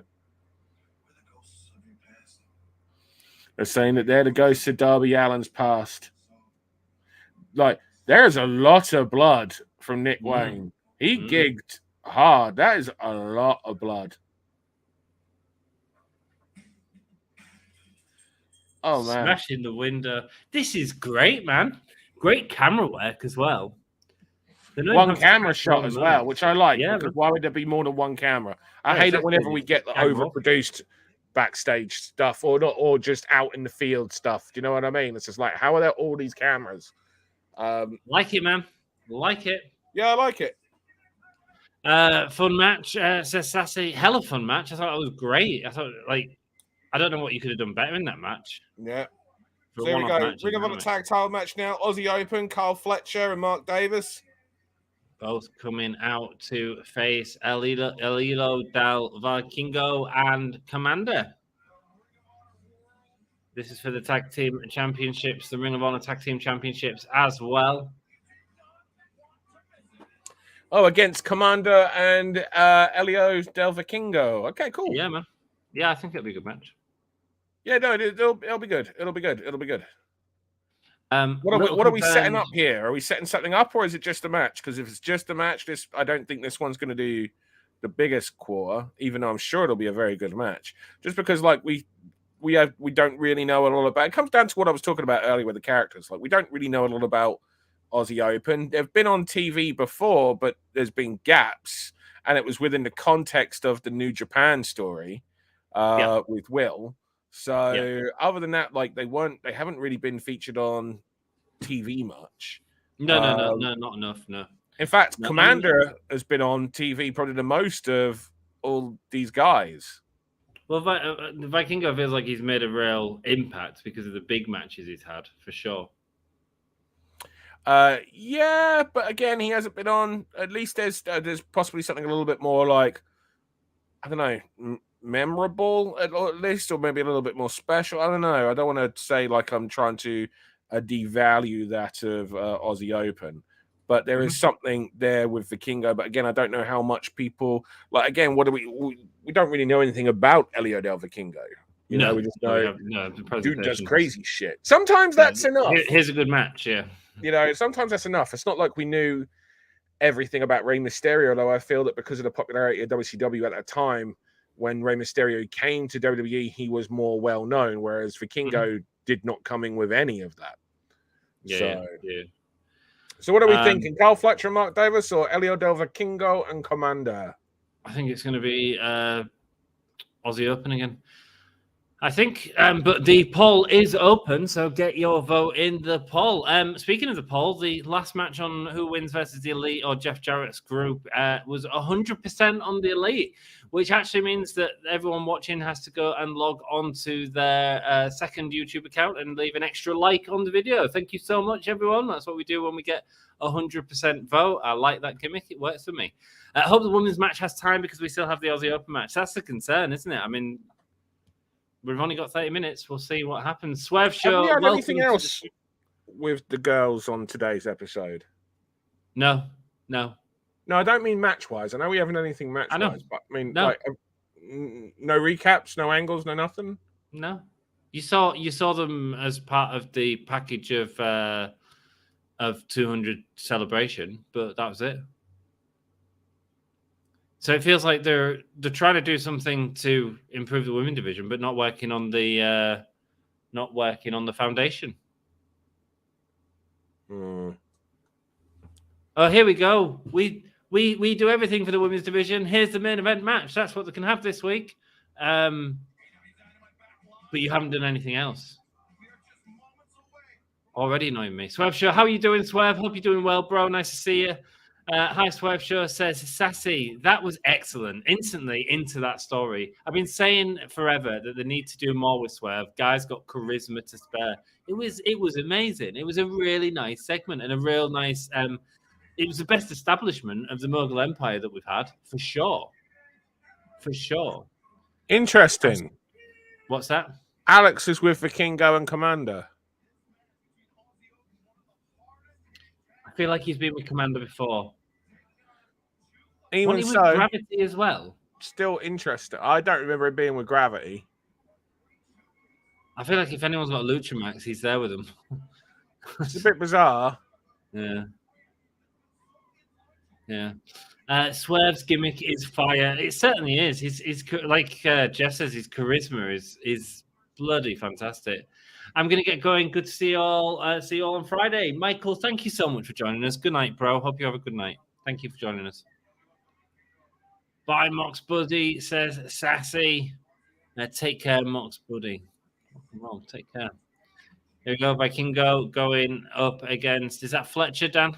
That's Kyle, yeah. Yeah. He's been with both, also with them on Ring of Honor, says Sassy. Yeah, there you go. But why? Because the way I'm asking. Are you shit? But it's true, is it not? Well, I don't know. That's why I'm asking. God, he's good. Yeah. Oh my God, that's headlock takedown. The twist that he did in the midair to catch him, incredible. Feels like they're going quick in this match, Dan. So, Komander stepping on the shoulders of Vikingo. Komander is also super young as well, if I remember correctly. Is he? They've got matching gear, which I respect, man.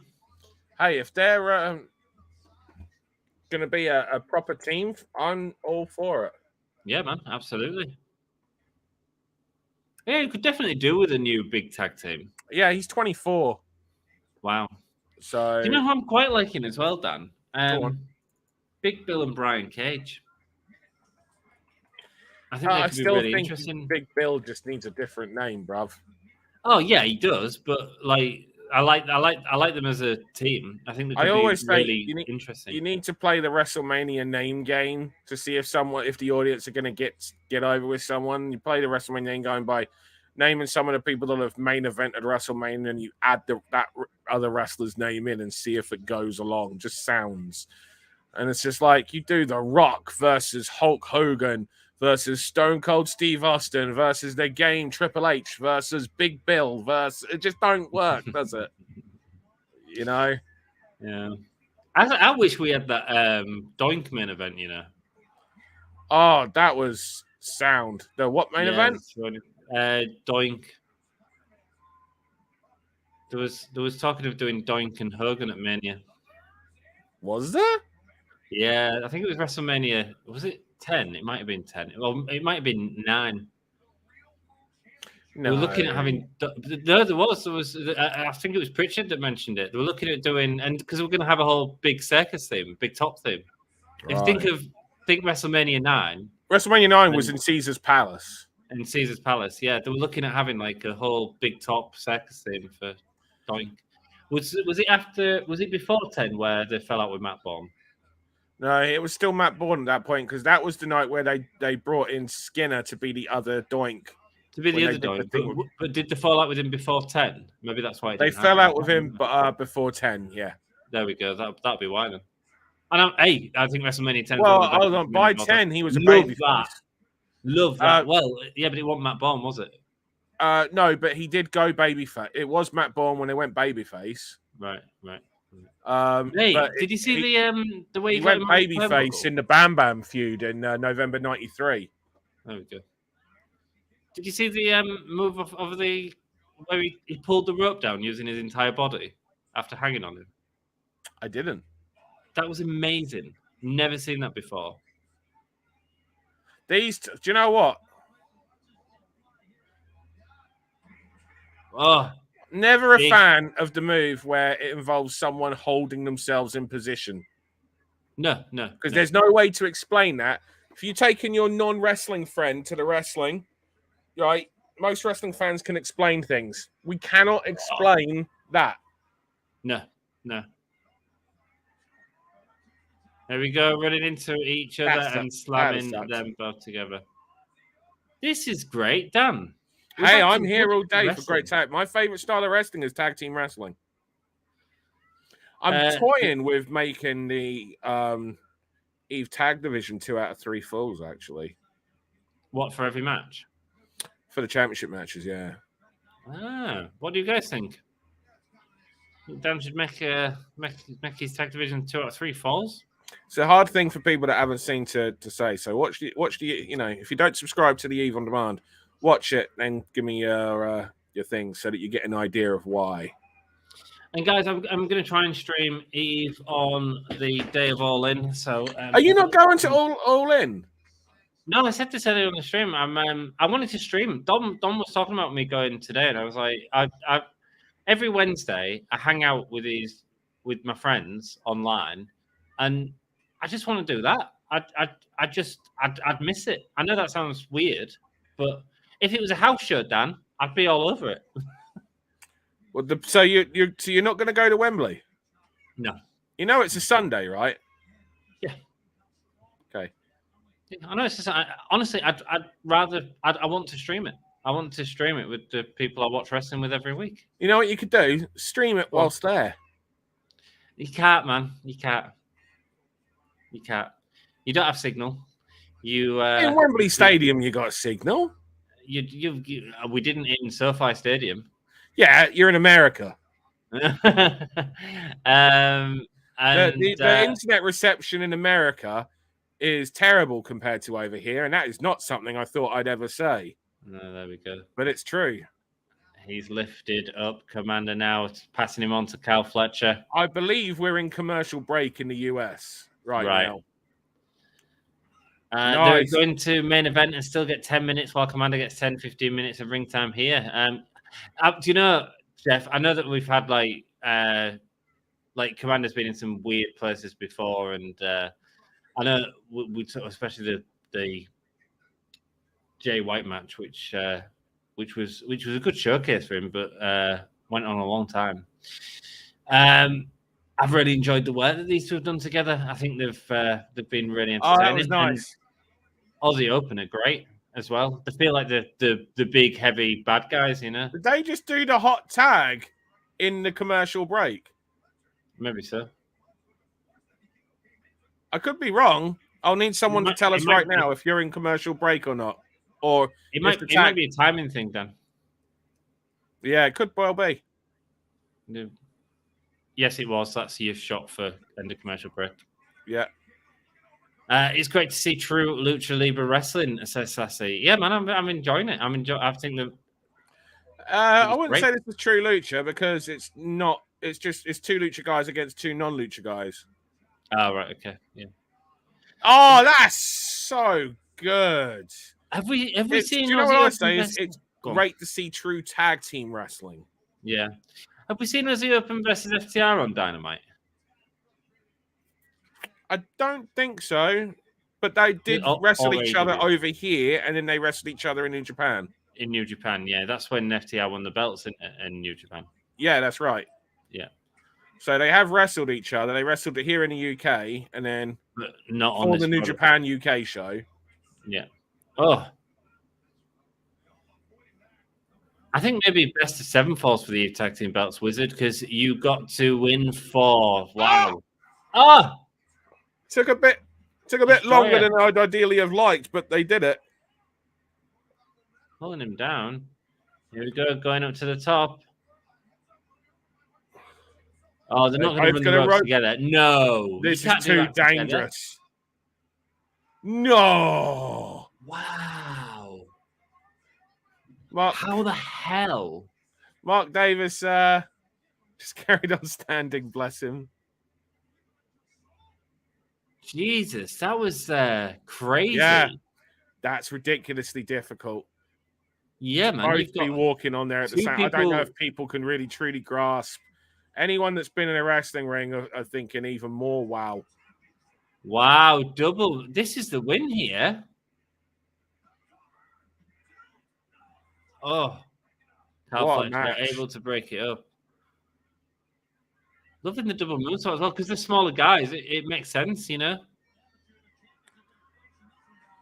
Oh, slamming him into the barricade. Commander's left in the ring, and Vikingo ain't the one laying down. If anyone's laying down, it's Komander. Robot shooting star press misses, but he does land on his feet. How the hell? There's the gammon giddy there from Mark Davis. Now tag into Carl Fletcher. Finisher time. It was picking picks, as said. High low.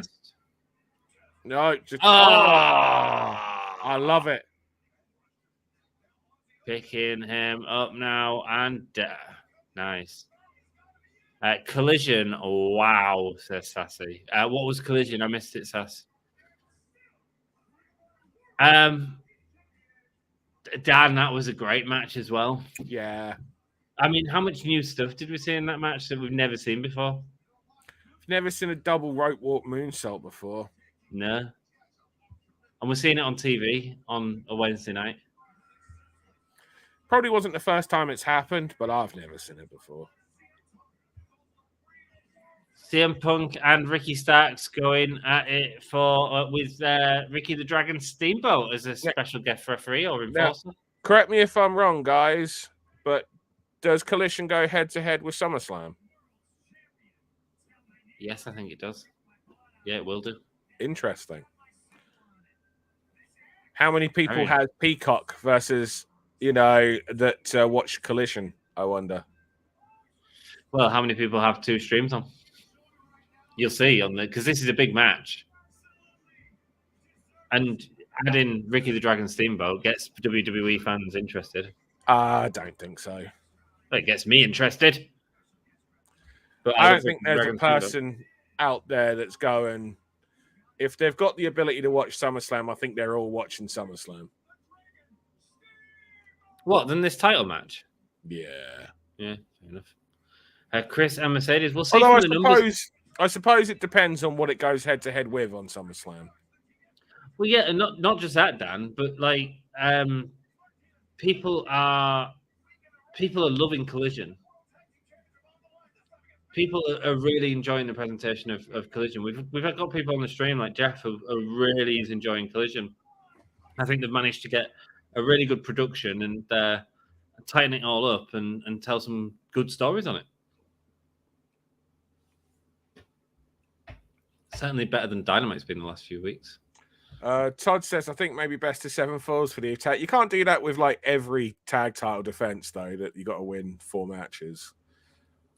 Like, I mean, literally 2 out of 3 falls for every tag title match. I think it's quite a lot, Dan. I think you're using I mean, it's unique, but it's using a gimmick. But you haven't heard my interview. Okay, all right. So because you haven't heard the interview, you haven't got the context as to why. Oh, Dan, don't come onto my stream and just like give me half a bloody story. That's what I don't do. Tease me. That's what. Hey, if you want to know more, you got to check out more. That's what we do, isn't it? Can't give everyone everything all in one go. We've got to make people keep getting that product. Sassy will be doing 2 streams, YouTube TV on iPad and Peacock SummerSlam. There we go. Chris and Mercedes. Oh, that's on Collision, right? Cool. Yeah, Chris, this is what I mean. It's like all of a sudden we got Chris and Mercedes just, it would have been nice to have built it and have a story. Yeah. Because they're not going to do the story in that, are they? It's going to be a one and done, which is sad. Not that that's the right thing to do. But they have a problem with that. I'm just going to go to the toilet. I'll be back in a sec. Okay, so you guys are going to be stuck with me for a little while. And if you're wondering, what can Dan talk about that's going on television right now? Well, we are at commercial break, even for us lot at Fight.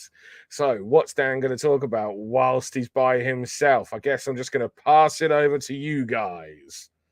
What are we going to talk about? Are we going to talk about the fact that coming up right now, we've got the women's main event that'll have about 15 minutes. So 12 plus 13 plus entrances, or maybe 12 plus entrants, because of course it's got to finish on time as well.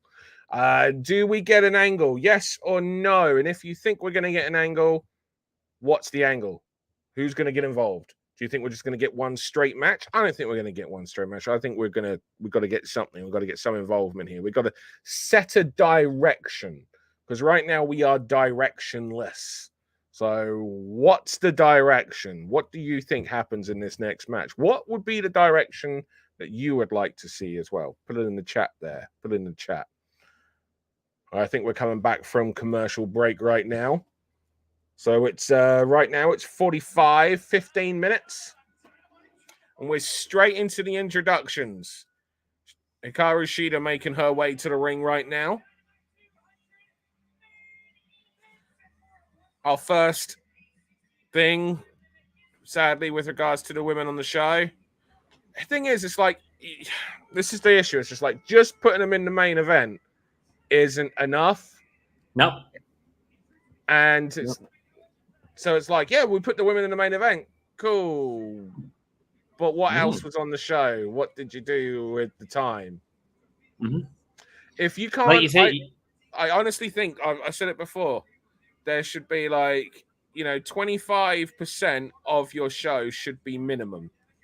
And realistically 33%. I don't think that's a lot to ask for, a quarter of the show, or a quarter to a third of a show to be given to half of the population. Do you know what I mean? To a gender that makes up half of the population. Yeah. And not just that, it's like you've said a few times, you cannot build a division with just 15 minutes each week. You can't, because you're subconsciously telling the audience that that it's not as important. Yeah. And that's what you're doing. Subconsciously, you're telling everyone that it's not as important, so therefore you do not care about it as much. That's right.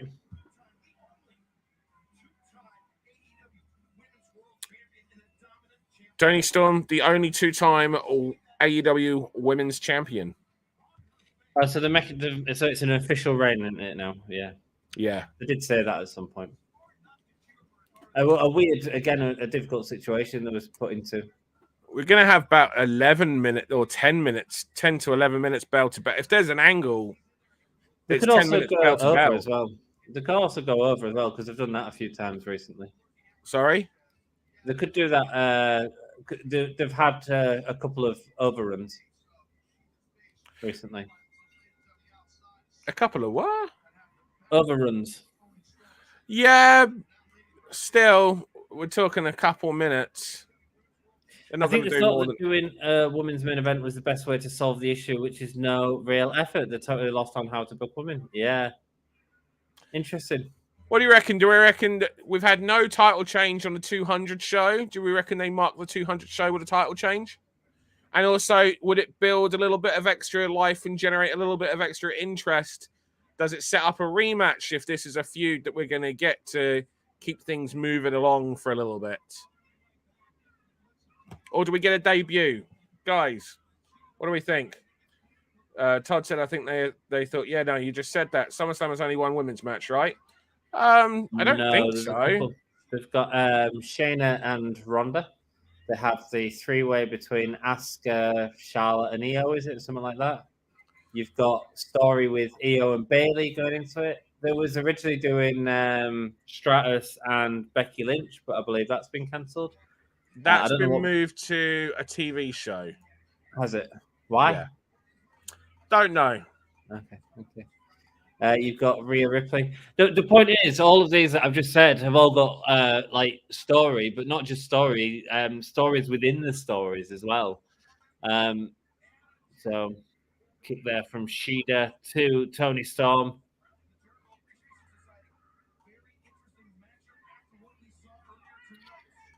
We could use a fresh face for these women, said Todd. I don't think that's the problem. I mean, they've done that. The problem is they haven't give the time to develop any new faces. So if you had a new face, you're just watering it down even more. Yeah, the debut. I'm not saying that a new face wouldn't at least cause a little bit of people to go, oh, what's this? But it's like the issue has never been the start with AEW. The issue has always been the follow-up. Yeah. I agree. Guys, thank you so much for joining us tonight. I am going to do all Elite Crate unboxing at the end of this video. So if you want to see what I got in my Elite Crate, which I've had sitting around for a week and I've not done a video, stick around. For those who are wondering, the next GCW show, by the way, has Elio Del Vikingo versus Sick Nick Gage. Oh, really? Yeah. Wow. That's a clash of styles. Sassy will be watching that. Oh, Toni Storm taking a heavy hit into the barricade.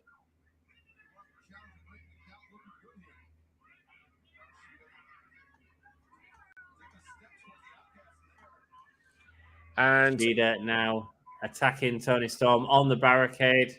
Gonna go for the 10 punch in the corner of the barricade. Nice. Underneath, drops Shida. Nice. Throat first over the barrier. Or maybe it was supposed to be chest first or head first. I can't see.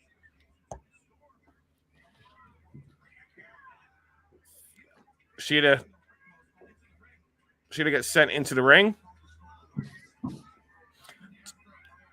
And it is 51 right now. So we've got 8 to 9 minutes left of this match, but less if there's also an angle. So nice suplex into the beautiful turnbuckle. Suplex. Nice. And high angle. She's so good, man. She's got so much core. And so's Toni That would be Storm. called a brainbuster in Japan from how that was as well. So like really? Well, to be fair, every suplex is a brainbuster in Japan, but that one especially would be. That was nice. Hitting Toni Storm's head into the rope. What are the Outcasts going to do to Shida? So I wonder if are they taping Ring of Honor tonight then? Because if they're not taping Rampage tonight, they're taping something. Yeah, might be. No, hip attack to Shida sends it to the outside. And Saraya and the Outcasts get involved. So do we get two people that come out? Hey, give me a trios match. I'll take a trios match, bruv. Give me 2 matches at All In. I think trios match might not be a bad way to go. With Saraya as well. You're getting Saraya in front of the British crowd then. Hey, do you know what I would do? You know what I would do? I'll tell you what I would do, right? Not necessarily, I'm not thinking specifically for All In. I'm just saying as a story and a series. I would do Emi, Hikaru, and Hijo. Yeah, I knew you were going to say that. Because you've got the trainer with the trainees, and you've got the age story which you can play on. You know, like there's so much that you can do there. And you've got a group of 3, and the Outcasts are a group of 3. Mm. The issue is that, Dan, they've had the opportunity to do that. There was I know. You know, the other thing you do, you get 6 women in the ring at the same time. Yeah. And you put Emi with Saraya, like, because if you're worried about Saraya, you know, getting hurt and she still needs to be protective, Emi can look after her. Emi's a pro at getting the most out of doing the, you know. Did you do Emi and Saraya? Sorry, did you do Emi and Saraya? No, Saraya. By the time I brought Emi into Eve in October 2011, by that point, Saraya was already in the States, right? Because I took the belt off her in I want to say June, April. It's like May or June of 2011. Was it Nikki Cross that took the belt off Saraya? No, Jenny Shidin. Who, Nikki sorry? Cross is who Saraya beat in the tournament final for the Eve title. That's it. The Who- one and who- only match those two ever had. Who beat Saraya for the title? Jenny Shidin. I don't know Jenny Shidin. No, Jenny Shidin sadly had to retire due to injury. She was special, bruv. Jenny Shidin was a Swedish mixed martial artist who traveled around the world competing in ground grappling and Brazilian jiu-jitsu tournaments. And at that point, this is pre-Ronda Rousey, don't forget, right? This is pre-UFC women's division, right? At that point, there wasn't a lot of women's mixed martial artists comparatively to like now. So she'd turn up for competitions and she'd be the only women. So they would actually put her in with the guys. Right. And Jenny Shidin lost only one match ever. And that was to a guy by decision. And that was a dodgy decision as well. Every other fight that she had with a guy, she won. Wow. Jenny Shidin was the real deal, my brother. Jenny Shidin wrestled Emi Sakura for the Eve Championship, and it was an incredible match. Was it? So she'd have been a much bigger star if she had a big shoulder injury, and sadly that ended her career. She just couldn't put any weight or strength or anything. That was it. Oh, no, man. There you go, guys. Jenny Shidin. Learning stuff. Here we go. This hip thrust attack from Toni Storm. We are back from the break, so the action is going to pick up again. There's a waist lock from Shida, and there's a beautiful release suplex.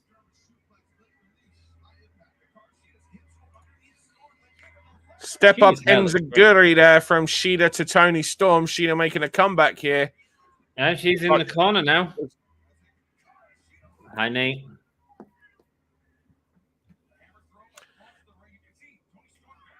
And another. Nice to see Shida in a match, man. Yeah, absolutely. I mean, former champion right here, you know? And I tell you what, they're doing a good job as well, man. Go on. Shida second rope, drop kick to Toni.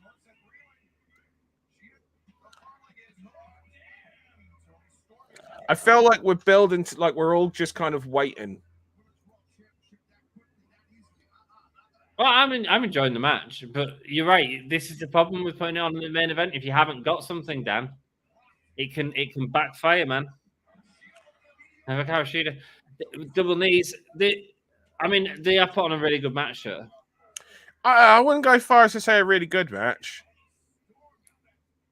but like, the crowd invested in this.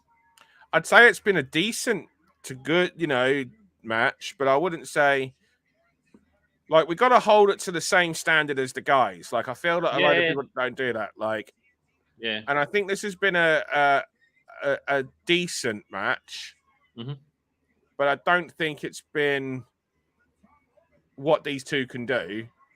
Or DDT. And of course, that's one of the primary moves, that tornado DDT. After the interference from Ruby Soho, Toni hits the DDT, and now she's going to... Hikaru Shida has feeded in for the hip attack, and she takes it. Storm Zero coming up, maybe? No, short DDT. No DDT. Oh, that'll be a kick out. Certainly will. They've got some... Listen to the audience, though. If you listen, those are higher-pitched volumes. So that means that they've got women and children into it. Right? Women and children want more from it, okay? Listen to that chant. That is a higher pitch. It's not as many of them chanting, and it's a higher pitch. If you don't try to attract, 50% of the population, then you won't get anything. Do you know what I mean? Like, you've got to make an effort. The assumption that women don't like or watch wrestling is bullshit and out of place and out of time. Certainly is, man. And how can you get them if you never attempt, if you never present something for them? Like, at the end of the day, these women became wrestlers because of their love for wrestling. Yeah, man. And they are going to overrun as well. They've just we are. said it on commentary. I think they actually said it was a 60-minute time limit on it as well, and they're going to stay with it as long as they can. Yeah, well, it ain't going to be that long. I mean, it's not going to be that long, but... Falcon Arrow. Oh! Old school Hikaru Shida. 2. Kick out, man. Have you played Fight Forever, Dan? Nah. Nah. What's the got planned? I'm a retro guy. Yeah. Well, it's a very retro game. Kendo stick in the ring and fighting over the kendo stick. Shida's got it. Can't use it. So they're telling the story right now that Tony's trying to get deliberately disqualified. And instead, she swings the cane and takes out Saraya and Ruby. So now it's 1-on-1. But no, there's the spray. She throws. There's the Storm Zero pile driver. But she's got... And she kicks out. She kicks out of the Storm Zero.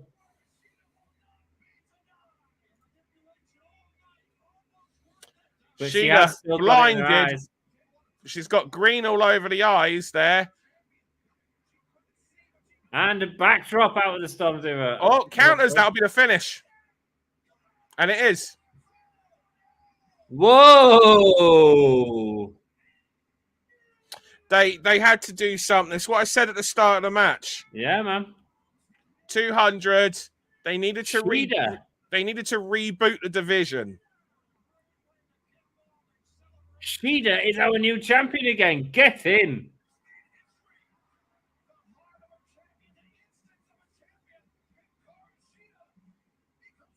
Shida begins her reign right now, Dan, as champion. What the hell? Well, it's a reboot. Yeah. I just hope both wrestlers have fun. Tremendous. What's that? One of the signs. Yes, Sassy. Yeah, I mean, it's certainly refreshing. Well, is it refreshing or is it, is it just, It's a reboot, like you said, man. Yeah. I wouldn't say necessarily refreshing personally, but like, it hasn't had any direction, and now we've got a little bit of direction. Yeah. Not much, because we haven't been setting anyone else up. No.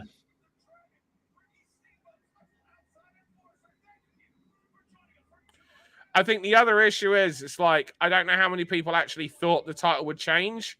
So I think that's the other reason why people are like, because the match kind of came out of nowhere as well, because we haven't seen the Outcasts on TV much. No. So the match kind of came out of nowhere. Even though they have feuded, there was such a long gap. There's so much story that they've missed out on as well, isn't there? Yeah, bruv. I mean, you think like Shida was there to support Britt Baker and Jamie Hayter, and we don't even get an opportunity for a promo saying, you've done this to Jamie. Now, I want you. You wouldn't take me as a partner, because that's what they did. There was fighting over Shida, wasn't it? Yeah. And they didn't do any of that. But whatever. Let's just move on from it. Let's just hope that whatever happens can be exciting from now on. Wow. Shida getting the win. Toni Storm had 66% of the votes on our poll. 33% for Shida. So Shida getting the win on AEW on August the 2nd. Nice. I'm happy with that, Dan, I think. It's something. Yeah. And that's what the division needed. It needed something. Yeah.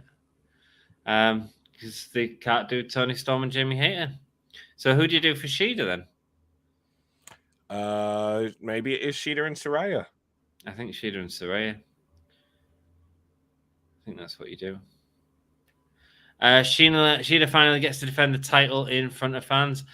Yeah, she certainly does. Yeah, of course. Yeah, Shida was the COVID. them matches, man. When they filmed all them matches at the Nightmare Factory and the match she had with Britt Baker was great, man. That was the really bloody one. That was so good. So good. Shida's a very good wrestler. I really enjoy Shida, so I'm very happy with that. And again, I think you're right. I think the idea that you had of Rio and Emmy going up against them could be really good as well if you want to protect Saraya and not have that match. But I think Shida could look after Saraya for sure. Yeah. I give tonight a 6.5, says Todd. I think that's fair. I'd go a little higher. I think we've had some really good matches tonight. I'd say that's a good point. We did have that tag match. What was the opener? Oh no, we had that triple threat match as well, which was really good. Exactly. I can't remember the opener. I think it's maybe an 8.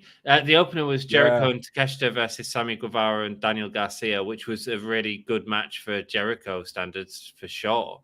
Like sometimes you get a good Jericho match, sometimes you don't. That was a really good Jericho match.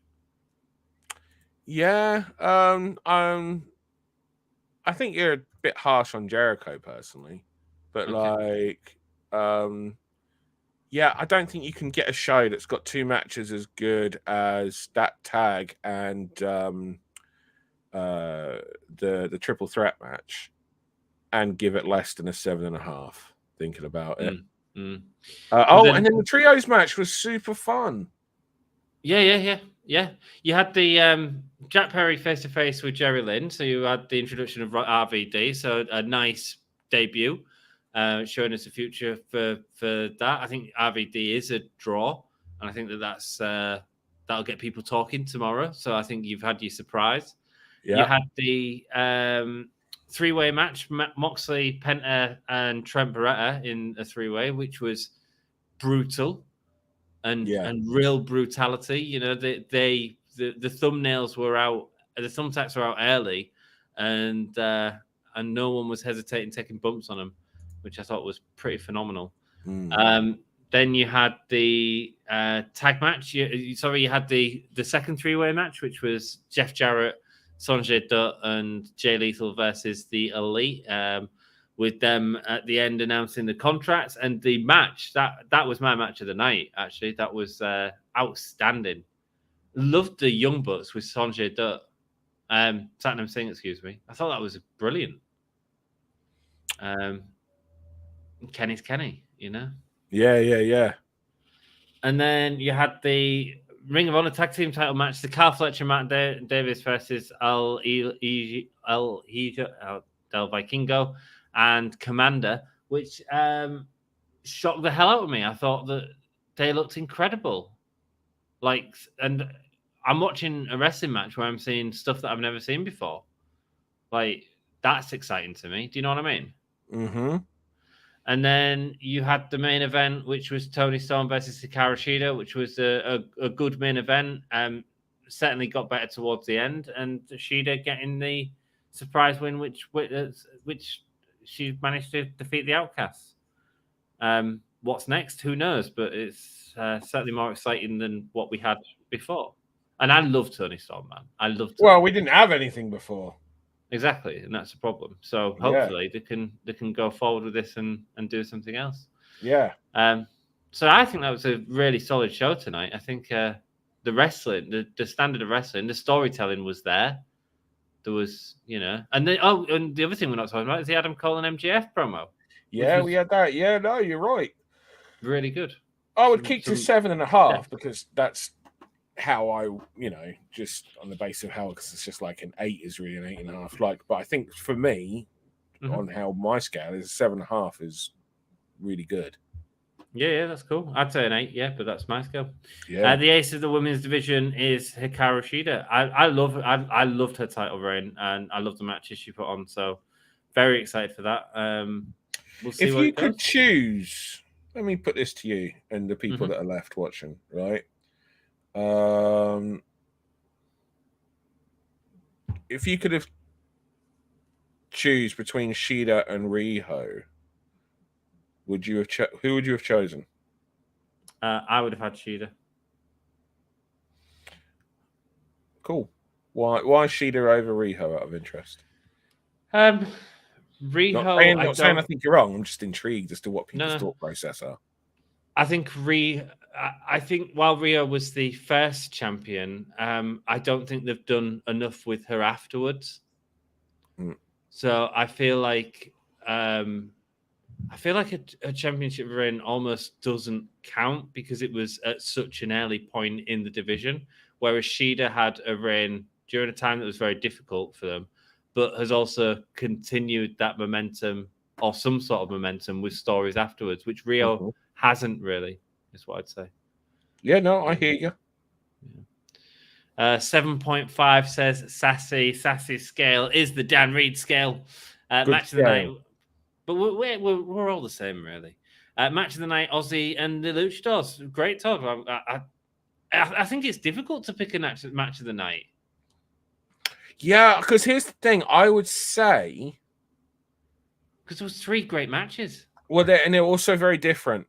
So it's very hard to compare them. So it's like it's one of those. This is the thing that I have. Like as I said earlier, I'm a big cinephile, and so I have a really hard time. I have an app called Letterboxd where to try to rate the movies, and it's a very difficult thing that I personally find because it's like, it's hard to compare certain movies because it's like you enjoy them differently on different levels, because they're such different movies, and that's the thing with those style of matches. They were all very those 3, matches that we're talking about, the trios match, the tag team match, and that triple threat, called it a hardcore match, basically.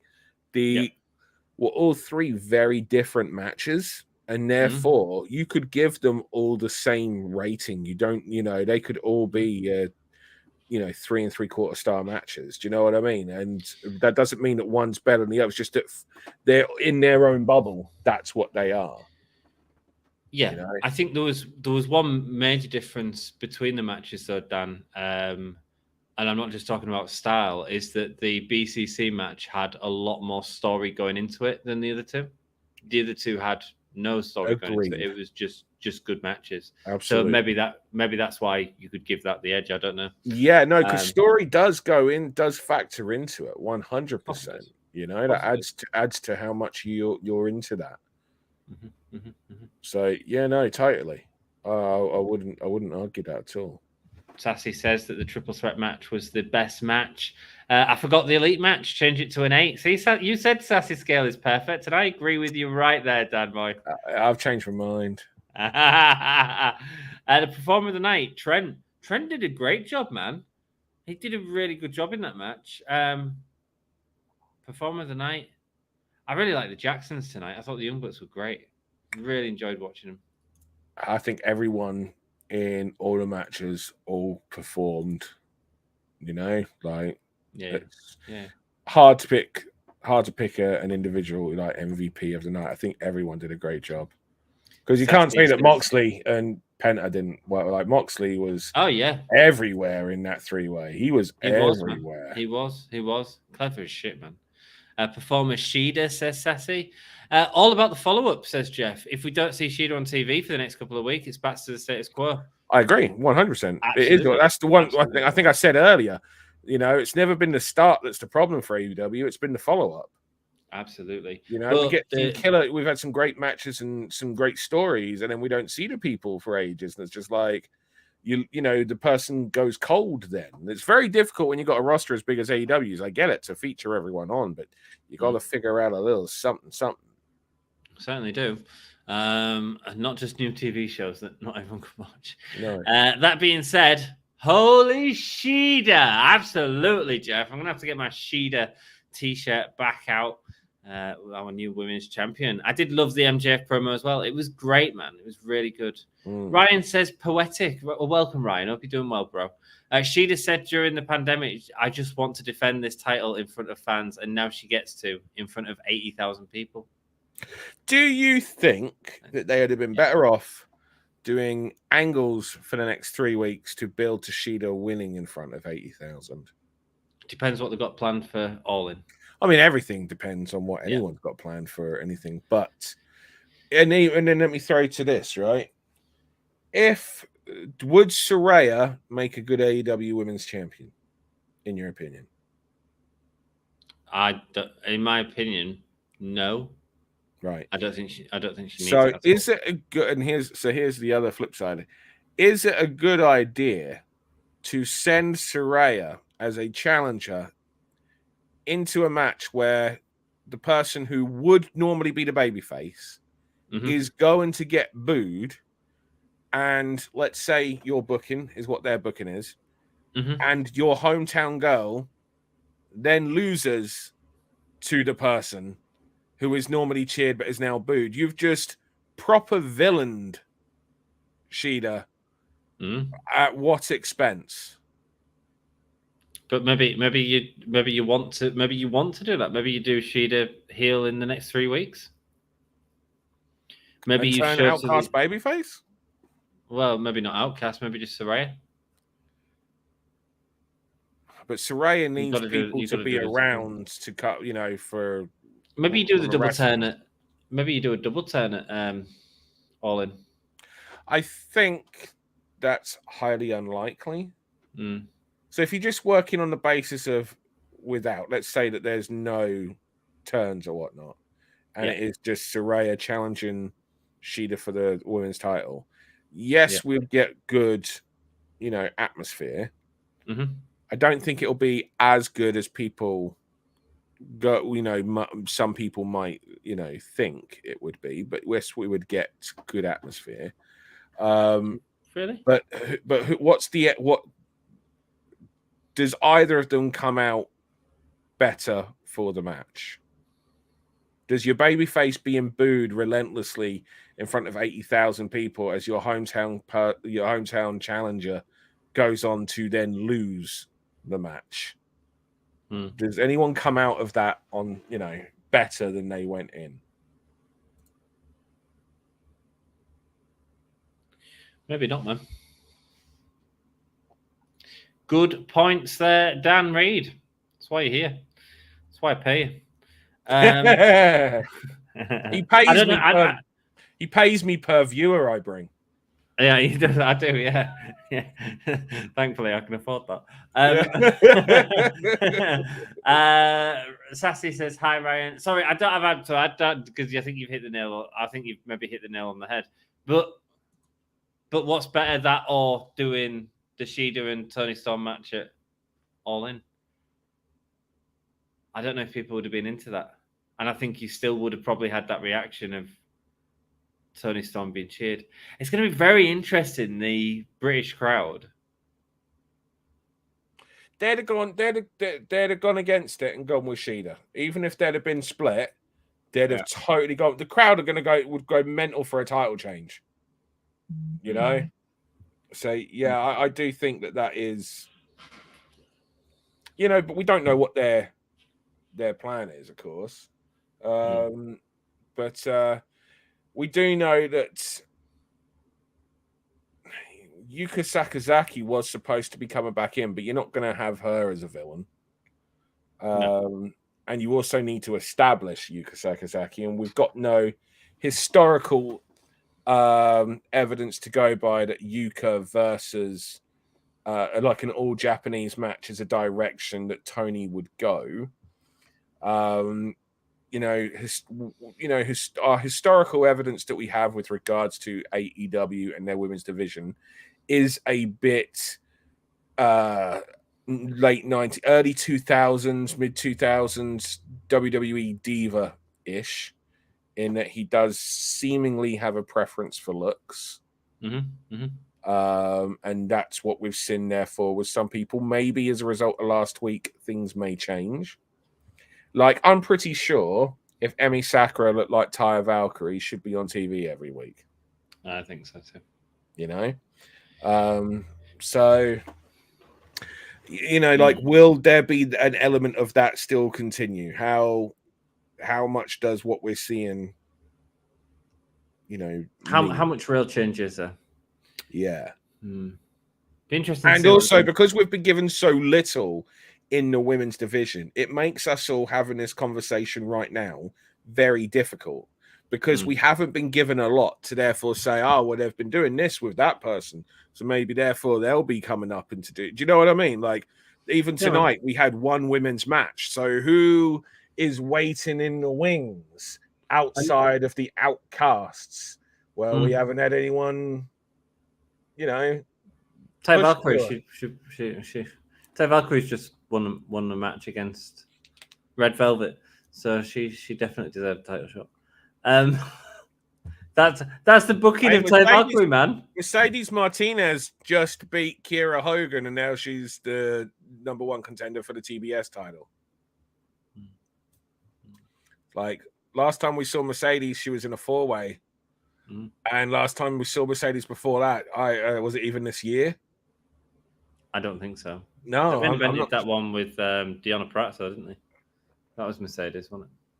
Yeah, that was the one where she unified the Ring of Honor women's titles, but I think that was last year, and then I think she dropped the title to Athena this year, or was it last year she dropped the title to Athena? I think it was end of last year.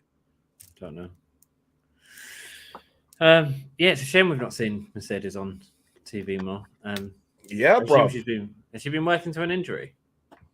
She was injured ages ago, but she was cleared ages ago. They just didn't have anything for her.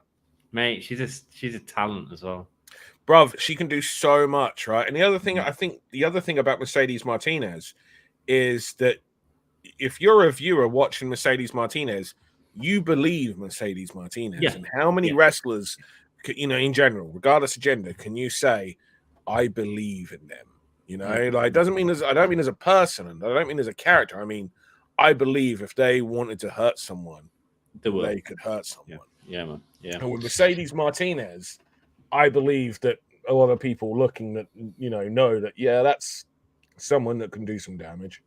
Yeah, man. And that's a hard thing to get people to believe in this day and age, Our friend Ryan, who's in chat, is going to Collision on Saturdays. Ryan, have a wicked time. Have a wicked time, man. Enjoy it.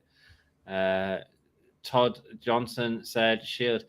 Ryan, do a sign that says we've got hope in the women's division. There we go. See if they zoom into that. Or you did a bit better, Tony. There you go. Shida, but tough choice. Rio, really good. Rio was not really part of the Outcast gimmick. She was actually. Well, she was in a mini. She was part of the other team, fighting the Outcast for a short while. Yeah, and then, but it felt like they were just swapped out Shida for Rio for no real reason. It was weird. Yeah. Which is, it feels like an injury. It feels like Shida was injured, and so they put Rio in the place. It was weird as hell, and it didn't really pay off at all. But that's where we get to the problems that we've had with the booking. Hey, Sassy, I'm pretty stoked. I'll be right at the ramp if you're walking out. Have a wicked time, man. Have a wicked time. Agreed, Jeff. We'll be looking for you. Man. Shida needs to fight Willow or do a gimmick with Shida and Deeb. Oh, where's Deeb? Right, where is Deeb? Yeah, there you go. Another incredible wrestler that can be working with younger talent to teach them a lot, Yeah, well, yeah. Deeb would be a great person to do a series of matches with someone like Sky Blue as well, or any of that lot, because they've got numerous women under talent that you just don't see on TV. Yeah. Serena Deeb and Billy Starks. Oh, yeah. Serena Deeb and Billy Starks would be wonderful. Yeah, that would be really good. That'd be a great way to bring Billy in as well. One challenge is that Shida can't really do an extended promo in English. I'm still pulling for the Yakuza style Shida with some lackey translator. She can cut a promo in English. She just doesn't on TV. She speaks English. Yeah, she's got the. If you watch her YouTube channel, she speaks really good English. Yeah, she does, and she has done for years. Yeah, so it's just AEW's presentation that's not allowing her to. And when she does it, she does what Asuka does and uses that fake Japanese, doesn't she? Yeah. Well, it certainly seems that way. I can't say with any, Yeah. But it doesn't come across as it doesn't come across as real. As confident like when you watch her YouTube channel, and it's just like, this is her talking as she's because she actually has quite an American accent as well. When you listen to her talk, you can you can hear that she's lived in America for a number of years because there's a tint of an American accent on her. Yeah. Well, she was a former actress, wasn't she? She was in a... Yeah, that's how she started as a wrestler. She was in a thing called... 2.0? Sorry? 2.0, is it called or something? It might have had that at the end. I think it was called Muscle Venus. Might have been Muscle Venus 2.0 or something along those lines. Yeah, something like that, yeah. That's how she started as an actress doing a show for wrestling, and then she had to learn wrestling, and that's when she because so did Tsukasa Fujimoto. So and that's when they went to Ice Ribbon, which was then run by Emi Sakura, and learned to wrestle. But and Emi Sakura taught them to train. And Hijo was also there at the time. She was a baby. Right. Well, she would have been. Yeah, no, she was. I mean, Hijo was training with Emi, I think, from like 9 years old. Yeah. Wow. Because everyone's seen the Kenny Omega versus 9-year-old match. Yeah. And a load of people make the mistake of thinking that's Hijo because Hijo also wrestled Kenny Omega when she was 9 years old. But that is not her. That is not the 9-year-old match that everyone knows. Right. Is there any footage of the other match? I would imagine somewhere, yeah. I've never seen it. But I've never seen the video. I've never seen it either. I only know that because they told me. Right. Yeah. I think the plan was to have Hayter win at Wembley before the injury. I think that would be a great story, yeah. I think having Storm take the title off Hayter and then win it back at Wembley would have been great. And I think that I'm sure that has been the plan at one point. And if you needed confirmation on whether or not Jamie Hayter could wrestle at Wembley, you got it tonight. Yeah. She's out. Gutted. I'm glad I'm not going now. You and I both, man. Yeah, man. Yeah, not easy for her. Or did they bring Jade back? Ooh. And then not what? Terrible, Dan. Yeah, but then what? Like Jade you have to kind of protect. Jade so and do Shida. You have a lose, or do you just take the belt off Shida very quickly? I think you can transition into. You can take the belt off her quickly. And then you get a repeat of Jade's TBS title run. But except you've now putting her in matches with top tier talent. And you will get feuds out of that. Who was the people that she had matches with? Like, she could have had matches with top tier talent last time, but they didn't do it. They didn't because they were trying to protect that upper card. Yeah, but has Jade got to that level where she can do that? I don't know because I haven't seen, obviously, because that's the thing. The issue is none of us have seen, so that would be where we would find out. And so maybe that is the right thing to do for a bit. Maybe and you have only they know that aspect of where Jade is. Yeah, but I'd love to see, and maybe that is a way you see these extended stories because they wouldn't just blow off matches. If you're doing Britt Baker and Jade Cargill, that's a pay-per-view to pay-per-view feud. That's potentially a couple of pay-per-view feuds, with tag matches and stuff like that. And they're not gonna do what they're doing now and just blow the time on other shit. Do you know what I mean? Yeah, totally. Really interesting thought, Sassy. Really interesting thought, and I think it could be the right answer. Bring back Jade, and I never thought I'd say that, like ever. Says Todd. Yeah. Shida and Deeb have a history. They certainly do. Shida was stopped getting to 50 wins in AEW before by Serena Deeb. It's a great reason to go back and revisit the match, but I don't need to see another program between them. So Shida and Deeb? Yeah, it's a great story to be able to hark back to revisit the match and do the match again. But I don't need another long story between them. Another feud. No, I see what you're saying. Ryan, you're more than welcome to come on. I don't think we'll be doing Collision because my partner's over and the lads are doing SummerSlam. But if you want to get your SummerSlam updates, turn us on, man. Turn me on.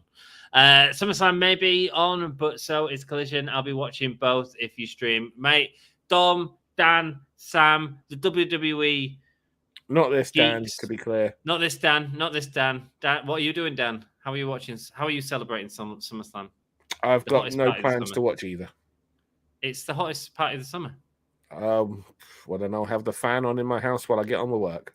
You're going to be a busy man. I'm sure I may have something on, but I've got no plans. I couldn't tell you the card for SummerSlam outside. I know it's Jey Uso versus Roman Reigns. Yes. I couldn't tell you. And I know it's Ronda and Shayna. Yeah. That's as much as I know. I couldn't tell you who the Intercontinental title match is. I couldn't tell you who the United States title match is. I couldn't tell you who the tag title match. I couldn't tell you who the tag champions are. What you're forgetting a massive title. That's interesting that you've done that.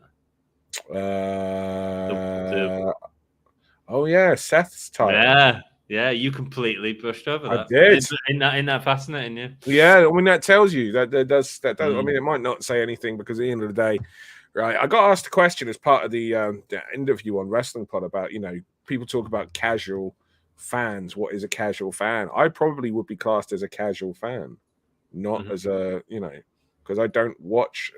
I don't remember the last time I watched it. It might have been. What pay-per-views have there been since WrestleMania? Has there been like a Saudi Backlash? show? There was Backlash. I didn't watch Backlash. That was the Puerto Rico show, wasn't it? Yeah, I didn't watch that. Money in the Bank. Didn't watch that. In London. There was one other. So I don't think I've watched anything since WrestleMania. Right. So Cool. I guess I would be classed as a casual fan, so... That's But it's great. also interesting how, although I see things and hear things and I do read results, how little actually stays with me. Mm-hmm. Find that interesting. Interesting that you didn't ever mention the Cody and Brock match as well, because that's supposed to be one of the marquee matches. Yeah. Cool. We're going to end it there, guys. Thank you so much, everyone, for joining me. I'm going to do the All Elite crate. I'll do it when I get back to Hull, which is in 2 weeks' time. So I'll just. Are you not in Hull? I am in Hull now, but I'm going to Becky's next week. So it's getting a bit next late. Week. When are you there? Next week I'm in. I'm there Saturday. No, Monday. Next Monday. No, Sunday night we'll get there. Heard. What, the 13th or the 6th? There you go. The 13th or the 6th? No, the 6th. 6th, and then I come back on the 13th, which is when you're fucking kidding me. You come back on the 13th? Yeah. That's when I go up. When you go up? I'm in London on the 13th. Oh, man. That's typical. It would have been great. Just hearing us just talk like normal right now. This is no interest of any viewers. This is what we do. Right. I'm ending the stream there. Thank you so much for joining us. And thank you, Dan. Have you got anything going on? Yes. Great promotion there. You had your opportunity. We're off. Thanks for joining us. I'm joking. Go on. No, that was all right. That's fine. You can let people know what you're doing. They know. It's all our usuals that are in right now. They already know. There we go. Okay, man. Right. Good night, all. Thank you so much for joining us, and we'll see you next time. Cheers, Dan.